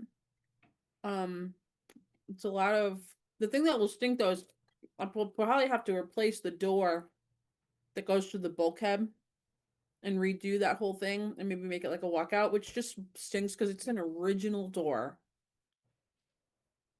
And that's really cool.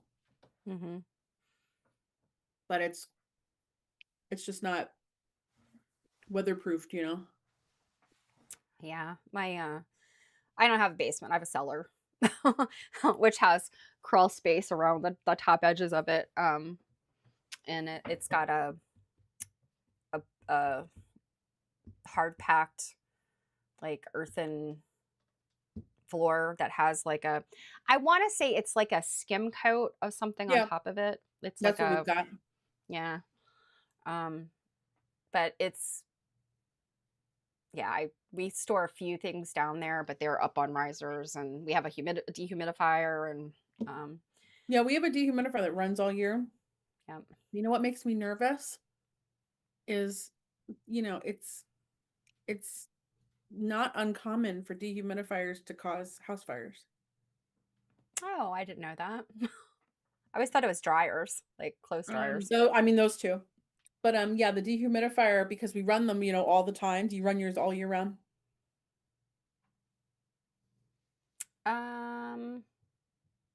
No, we don't run it all year long. Ours is running all the time. Yeah. And they can, because of that, because it's a high use appliance. They like when they go to die, they can just like short out and cause a fire. Well, that's no good. Another thing for me to worry about. Yeah, so I'm like, I mean, don't get me wrong, like we got to do what we got to do because like I don't know about you, if we didn't run that humidifier, we'd be having mold in that basement real fast. So yeah. Until like finishing it out isn't the highest on the priority list with like other projects that have to be done that like have to be done. So but yeah, I definitely like think about it sometimes at night when my brain's like, what are we gonna be anxious about tonight? Oh, my sister taught me something this morning. My sister-in-law this morning about something. I'm like, oh, here's the thing I didn't know about to add to my fears. I like Janet's father's solution. Their farmhouse had a cellar, a dirt floor, and there was a spring that flowed through every spring. Dad put a half pipe and a drain in the wall to carry the water out. It just a spring runs through it. And Marianne has a crawl space with a cement floor installed. Yeah. Yeah. A smoke detector, yeah. Put your smoke detector beside it. Oh gosh, I should not I mean, put I these have a words out in the world, but my house, I worry about the electrical stuff in my house because some of it's very old. there is a smoke detector down there, but it's only going to do so much. It's not going to stop the fire. It's just going to let you know there is one. Well, Like, but I mean, as soon as you've got like sparks and smoke, because the smoke will start immediately sure, as but soon I as mean, like, something has been, yeah. older houses go up pretty easily. Oh, they go up fast. My neighbor's house, he had a beautiful 3-story. Um, it was probably not quite as old as my house, but pretty close. But it was 3 stories, big brick house, whole inside of it gutted in a fire. And it started because of I think it was the pilot light on his stove. Yeah, and the other thing too is like if it happens when we're not home, you know, these aren't Yeah. the kind of smoke detectors that are hardwired to the fire department. Hmm. So, yeah, good times. Yeah, gas lines. Janet's where says she worries about gas lines. Yeah, I have a gas stove and gas hot water heater. Um, Same with us. because it is a little more efficient than electricity, at least for us. But yeah, that's another thing I always think about. It also cooks better, in my opinion. Yeah. I've had, I've had, I've had electric, and I like cooking on gas a lot better. Yeah, I grew up with electric. My mom and my grandmothers all had electric stoves, and so I think my very first gas stove was when I was in college, like my first apartment. And I didn't know. I was scared. I was like, "Oh my God, there's fire." But yeah, I would not go back to an electric stove. And in fact, during the Biden administration, when they were talking about doing that whole like moratorium on gas stoves and all that stuff, I was like, they will have to take a battering ram in here and drag my cold dead body out before I will give up my gas stove. Because it does. It just I feel like it cooks better, you know.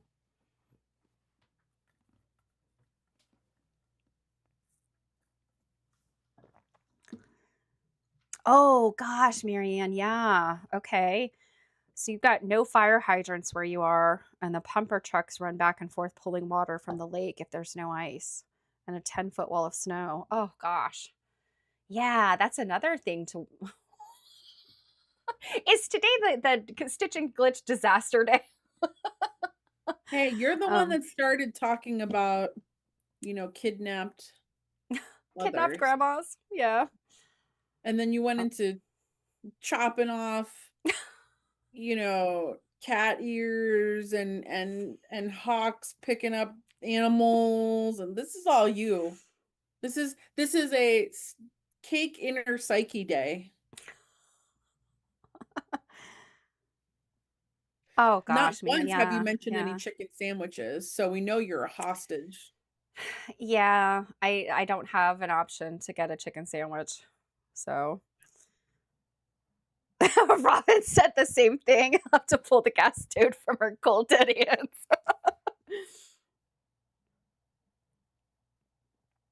Oh, Drew, are you talking about the kidnapping? I guess we had talked about that, I guess, before you got here, and then we had digressed. Yeah, I think we all were like, huh? Like, well, how does this happen? Why? It's The part yeah. of the theory that I've heard recently is that what's her name there had interviewed a number of Epstein victims, Oh, okay. and that's definitely one theory I could probably get behind given stuff that's in those files. Yeah, I mean, given the professional obfuscation that has gone on. Right, but the Bitcoin, yeah. Well, I mean, my guess with the Bitcoin is, I mean, Bitcoin is traceable and trackable. I mean, that's the point of the system. I mean, you can see exactly what happens to it, where it goes. You can trace it, but you don't have to have it connected with your real name. So you could get it out of the country and under a pseudonym, and then then you can cash it into real money and be gone. So, yeah. Yeah, so yeah, you eventually, I mean, you do eventually have to turn it into cash for most instances, and yeah, that is where you get to the point where you've had to in some way like used a bank card at a Bitcoin machine or something like that, or gone to some type of exchange. So, who isn't in the files? That is a good question. um, I mean, you just keep seeing names, names, and names, and names coming up. I mean, I'm And not.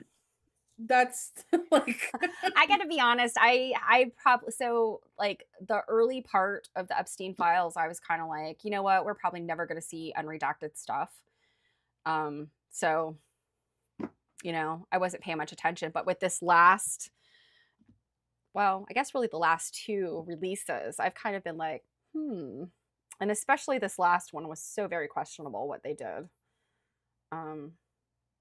But I'd read that I'm going to say it's the UK, Poland maybe, and some other country are doing their own investigations because they've got citizens that Mhm. are in the files, and Mhm. they want to do, because it affects You've got people them. stepping So down from offices. You've got Musk's mhm, French yeah. offices were raided for X. hmm Yeah. Um, The redacted stuff can be unredacted. Yeah. Well, I mean, that's the thing. I mean, like what is made public has been redacted, right? But yeah, I mean, there are the people that have the unredacted files. And I mean, under court orders, and I mean, international, like, I don't remember what the name of the organization is. It's like the organization that would like connect the FBI and Interpol and all of these other, um, international law enforcement organizations. There's like one, like one agency or something that connects all those things. And I would guess that they can issue some kind of like, you got to give us the files, all 100 million pages or whatever it originally was, and unredacted, or well, and they there's have to release it. the claims of like releasing all that stuff unredacted or something would just bring down the structural society of the world, and I don't know about anybody else. Burn it all down. hmm Burn it all down.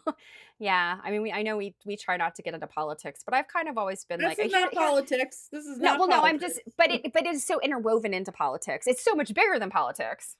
Yeah, so much bigger than politics. But I mean, ultimately, the release of the files here in the US and the legislation to release the files is about politics. Um, it is obviously so much bigger, but from my perspective, um, oligarchs, people who want to be in very high level politics, um, these are people who are not good people. These are people that are they go after what they go after for power. And I mean, my political stance has always been, don't trust anybody above your state level, and probably not them either, especially the ones that are gunning for federal appointments, right? Because nobody goes into let's just put it this way, very few career politicians at the federal level give a damn about their constituents. It is all a power game. Like, I mean, that's really all it is. They mess with the American people. And I would say probably many governments worldwide, many democratic governments worldwide are exactly the same. Um, and yes, crime to the nth degree. This is something that just goes beyond, you know. Um, and I guess, in my mind, I keep thinking like, okay, so there's been all these people named, like, Trump is in the files, and all these tech bros are in the files, and all this. But I'm like, who is really in control of all of this? Because I almost feel like there's somebody who has like the most power, and we don't even know who that person is. Like they're so like so many layers of the onion cover and protect that person or that group of people. Um, it's absurd. I mean, some of the stuff and the emails. Like I just periodically will, people post stuff like on threads and stuff. I'll look at those images of emails and I'm just like, oh my God, what? What? Yeah, burn it all down. I don't. Yeah, the Wizard of Oz. Like who's pulling the levers around here? Yeah, time to start all over. We failed this test of humanity. Yeah, it's time pretty to start horrifying. over. It is pretty horrifying. Yeah, and it's also like, not only like is it so much worse than we ever thought it could be, it's even worse than that, than we could even probably fathom. And that's just the stuff we'll learn about. Yeah. Well, Um, Ghislaine, Ghislaine. Ghislaine, I always say her name wrong. Ghislaine. Yeah, Ghislaine. In kind of a naughty way. Ghislaine Maxwell. Right, Janet? Anarchist may be right. I mean, honestly, I feel like we'd probably be better governing ourselves amid chaos than what we are currently living under. I mean, between the crazy crap that's been happening here in the US and just worldwide. I mean, how often have we sat here in the US going like, oh, poor people over in that country. Well, none of their crazy has stopped, and now our crazy is just as crazy as theirs. So like, what are you to do? Stitch and glitch and sew while the flames burn around you. Yeah, so Ghislaine Maxwell, she's such an interesting character because all of the things about her father. Her father was I mean, a very, very rich UK national, but he had ties to Mossad, like I guess provable ties to Mossad. Like it wasn't just like, yeah,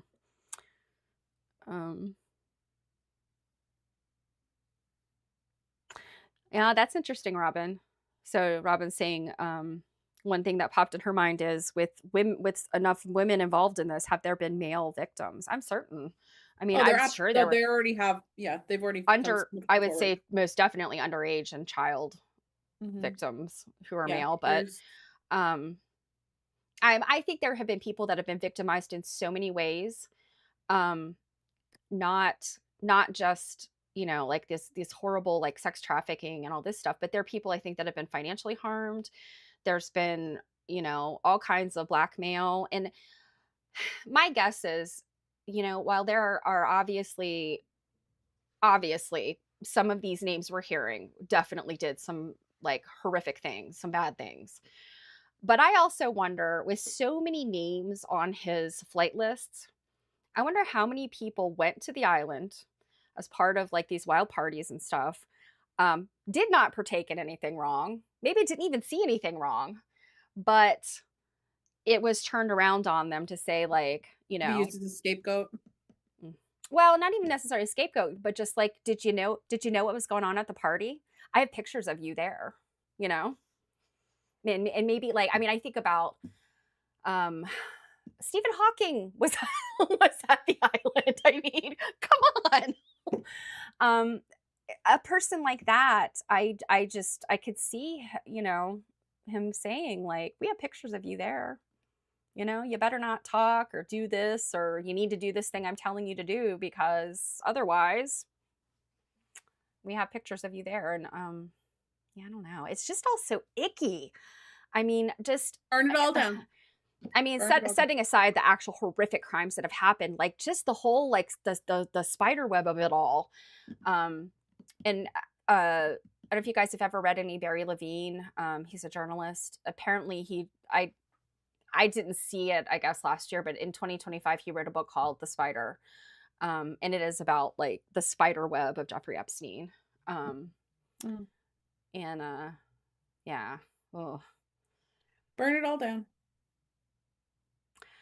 Don't you think he would curate his guest list to avoid people who might rat their scheme out? Yeah. I mean, I feel like this is all very, very calculated in so many ways. And I also feel like,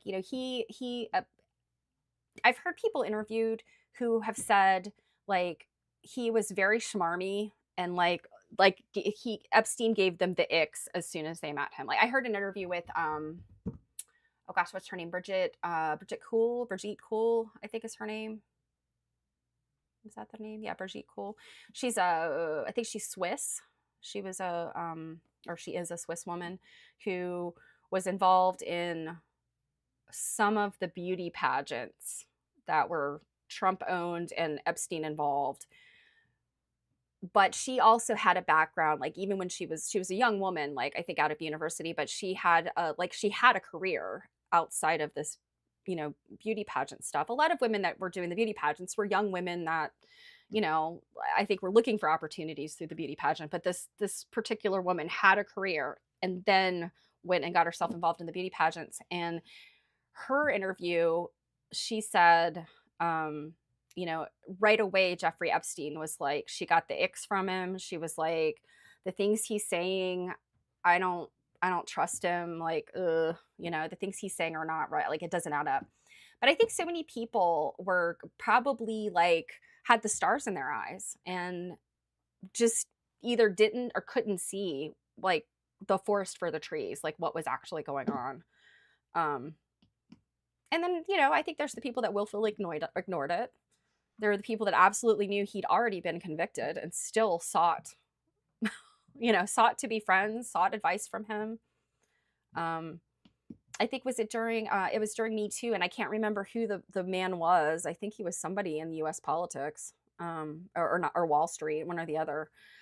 During Me Too, contacted Epstein to say, "Hey, help me out," and I'm like, Jeffrey Epstein of all people. And I'm like, oh no, of course, he's perfect because he got himself such sweetheart deals for already being a pedophile and a sex trafficker and basically got himself weekend jail for that.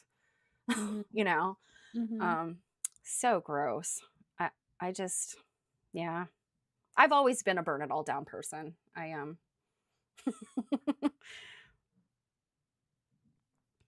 Right, Janet? Yes. Trust your guts. I absolutely believe in that. I I like to give people the benefit of the doubt, but if I do get that like it's that like little unsettled feeling like in your tummy that's like there's just something about this person like it doesn't seem right or it rubs me the wrong way or just gives me the icks. I think it's always important to listen to that. Um my mom is one of those people. She she's always telling me like I told you from the very start when you met that person that they were not good, and now they've showed you exactly who they are. And she's True. always like, "Listen to your mother." I'm glad Mama Cake never said that about me. But yeah, she does. I mean, there's a person that Jill and I both know, and when I introduced my mom to this person, my mom walked away and said, "Don't trust them." And I'm like, "What?" And she's like, "Don't trust that person." And that person kind of showed themselves to be what my mom said they were. I'm like, all right. And sometimes I kind of hate that when it happens because I'm like, dang it, it means I have to listen to my mother always. You don't want to prove her right. Yeah. No, my mom has always been one of those people like you gotta listen to your gut. She's in so many ways. I mean, she was raised very conservatively and um she's naive in a lot of ways, like in her like she's kind of like she romanticizes, right? You know, she thinks like, "Oh, wouldn't it be great if we could, this and this and this?" And I'm always like, "Come back down to earth, mama." you know?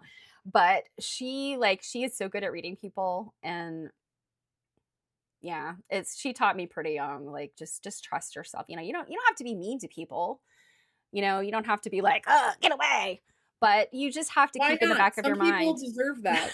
Well, yeah, some people do, but I'm talking about like in work situations or social situations where you can't exactly just be like, ooh, just keep that in the back of your mind. Like, don't do anything that puts this person in a way that they could get one over on you or they could take advantage of you because there is something not right about this person. So, Yes, my mother is, for all her romanticism and naivete, she's also very street smart when it comes to to certain things. So, um, I think she taught me well.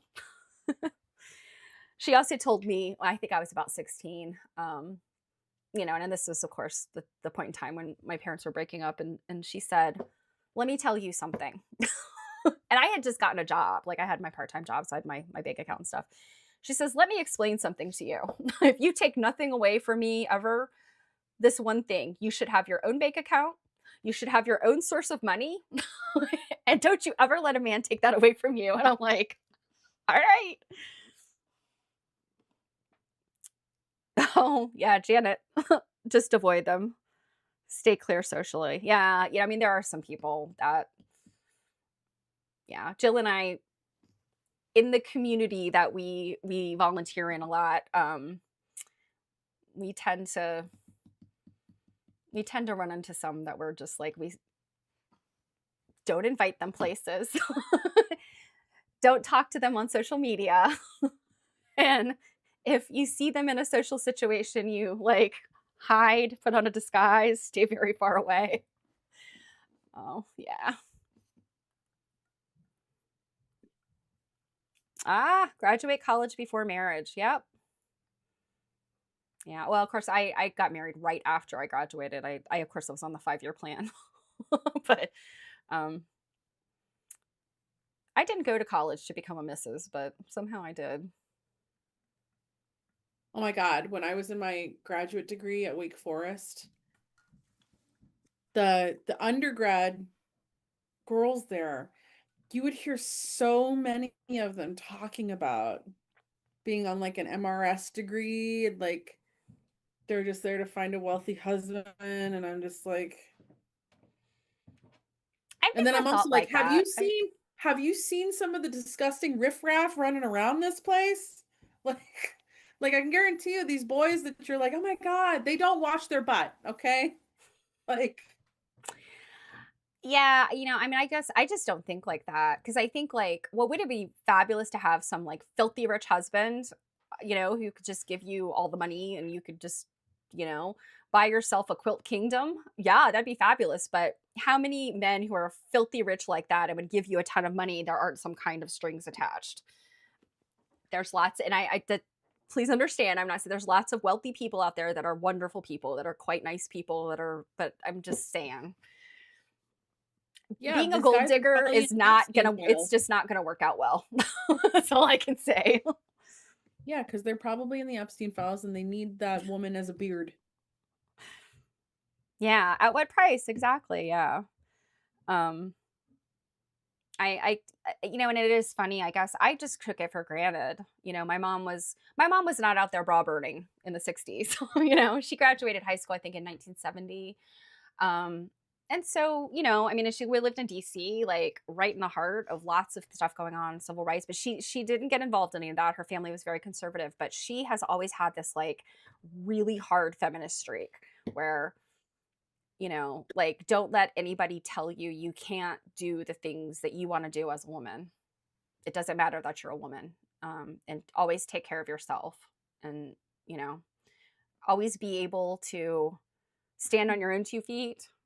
Don't ever put yourself in a position where you are, like your husband leaves you and you have nothing. You, you know, I think a number of my mom's friends that happened to, like, their name was not on the credit cards or the bank accounts, and he decided he was done with her and he was gonna marry a younger woman, and then she's left with nothing.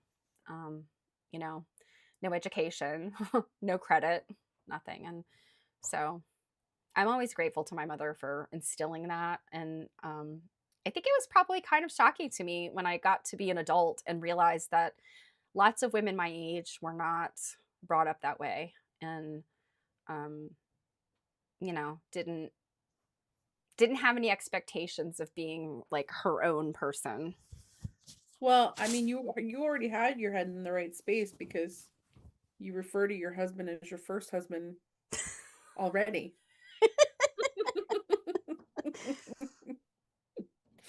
Yeah, yeah, exactly. So Janet says her mom and maternal grandmother both used self-affirming statements before it was a thing. See, those are like just brilliant people. When I run across people like that they were doing a smart and healthy thing before it became like a trend. Those are the people. All the young couples through the years, he's injured or killed, and she brings up the children alone. Yeah, absolutely. I mean, I think my maternal grandmother, um, I was very close to her. She only passed away like right before the pandemic. She was born in 1925. Her father died 2 years later. And her mother basically, I mean, they were by no means wealthy or even comfortable. Like they had a farm, they grew cotton and they sold to the mills. And their other part of their farm is really growing like sustenance crops, like for themselves. And so then with her husband gone, and again, this is literally like women have just gotten the right to vote, and women still don't have quite as many rights at that point. And her mother had to, a house full of children. The oldest one at that point was already having her own children, but she had a terrible abusive husband. So she's returning those children to my great grandmother. So my great grandmother was raising her grandchildren and still some of her children and trying to run this farm. And it just amazes me that this woman, does my husband have a brother? Yes, my husband is the middle child. He's got an older sister and a younger brother. I think you're missing part of what she asked in that question. Does Hubs have oh, I'm sorry. Okay, I see what you're saying. A single brother. Sadly, no. He is married. Druid, mine has a single brother. I also have a single brother.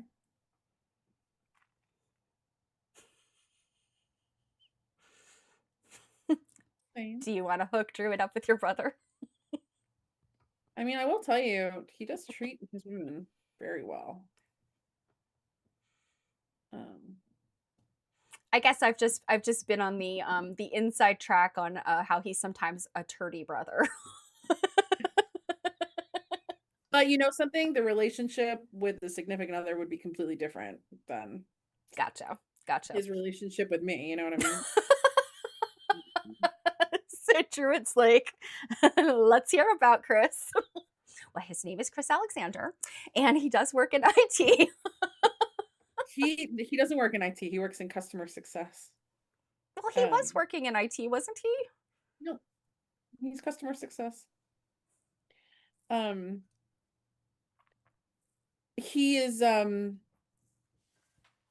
God. He's 44. We own a property together, and then he also has a condo. He's got a very nice condo. He's gainfully employed. He's actually going to sell his condo, he said the other day. Oh, no. Yep. I was hoping to be able to come squat in it. That's a weird statement because that could mean more than one thing. I just mean being a squatter, like staying there without permission, because it's a very cool looking condo. I've only seen like video and pictures, but I think it's pretty cool looking. It's an old mill, right? Yeah, it's one of the old mills. Yeah, it's one of the original. But yeah, he's also like, he does some gaming stuff. One thing I can tell you is he'll never cheat on you.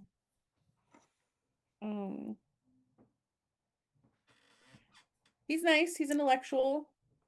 He can have a conversation. He knows how to do things like listen. Yeah. Yeah, LJ, I had Mary Fonz there once. She spent the night there once when she was in town, when I brought her and her mom to New England Quilt Museum, because it's right next to New England Quilt Museum in Lowell. And Mary stayed there overnight and we streamed from there. My God. Yeah, I wasn't there though. But you were on the stream, right?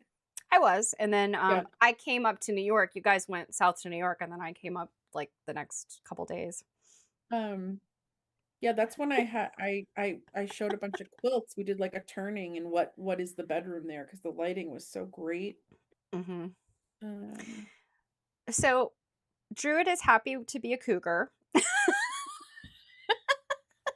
how m- how old are you, Druid? I don't really know that it would Druid matter. He's doesn't not he's not interested in babies, so Druid is like secretive about her age, but I've seen pictures of Druid and she looks much younger than her age range, as do I.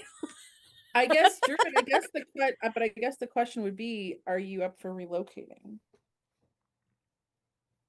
So I don't know that he'd be down for going to the South. Didn't he live in was it Kentucky at one time? Didn't he Yeah, live in he Kentucky lived for in a job? Kentucky for a couple of years, yeah. There's a guy in his 20s trying to come visit me the other week. Okay, so guys in their 20s, probably lots of fun, but I kind of feel like you're going to end up being their mother if you got in a relationship with them. Well, and also, like, let's please not pretend that guys in their 20s know what they're doing. Just saying. I actually have a child in his late 20s and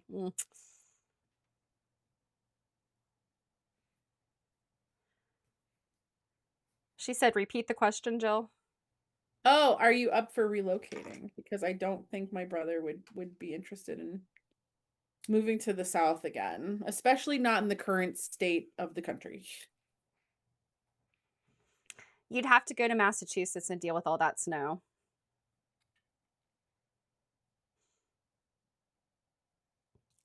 But that would be the same for any of your brother-in-laws, right? I don't know how many brothers Sunday has, but 11 million. Let's see, the single ones. Let's see, Saya is single.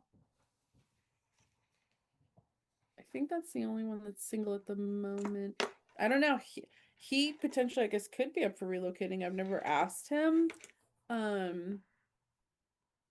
But I'm gonna guess it would take a lot just because, he spends a lot of time with the family and the family's here. Um,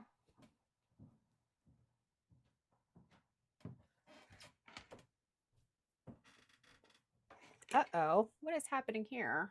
I mean, Druid, I'm not too far from Salem. Ah, Now what's your problem? I have I don't know, my computer, I have not touched anything. I have my wires all out of the way. Yeah, the And screen's like off.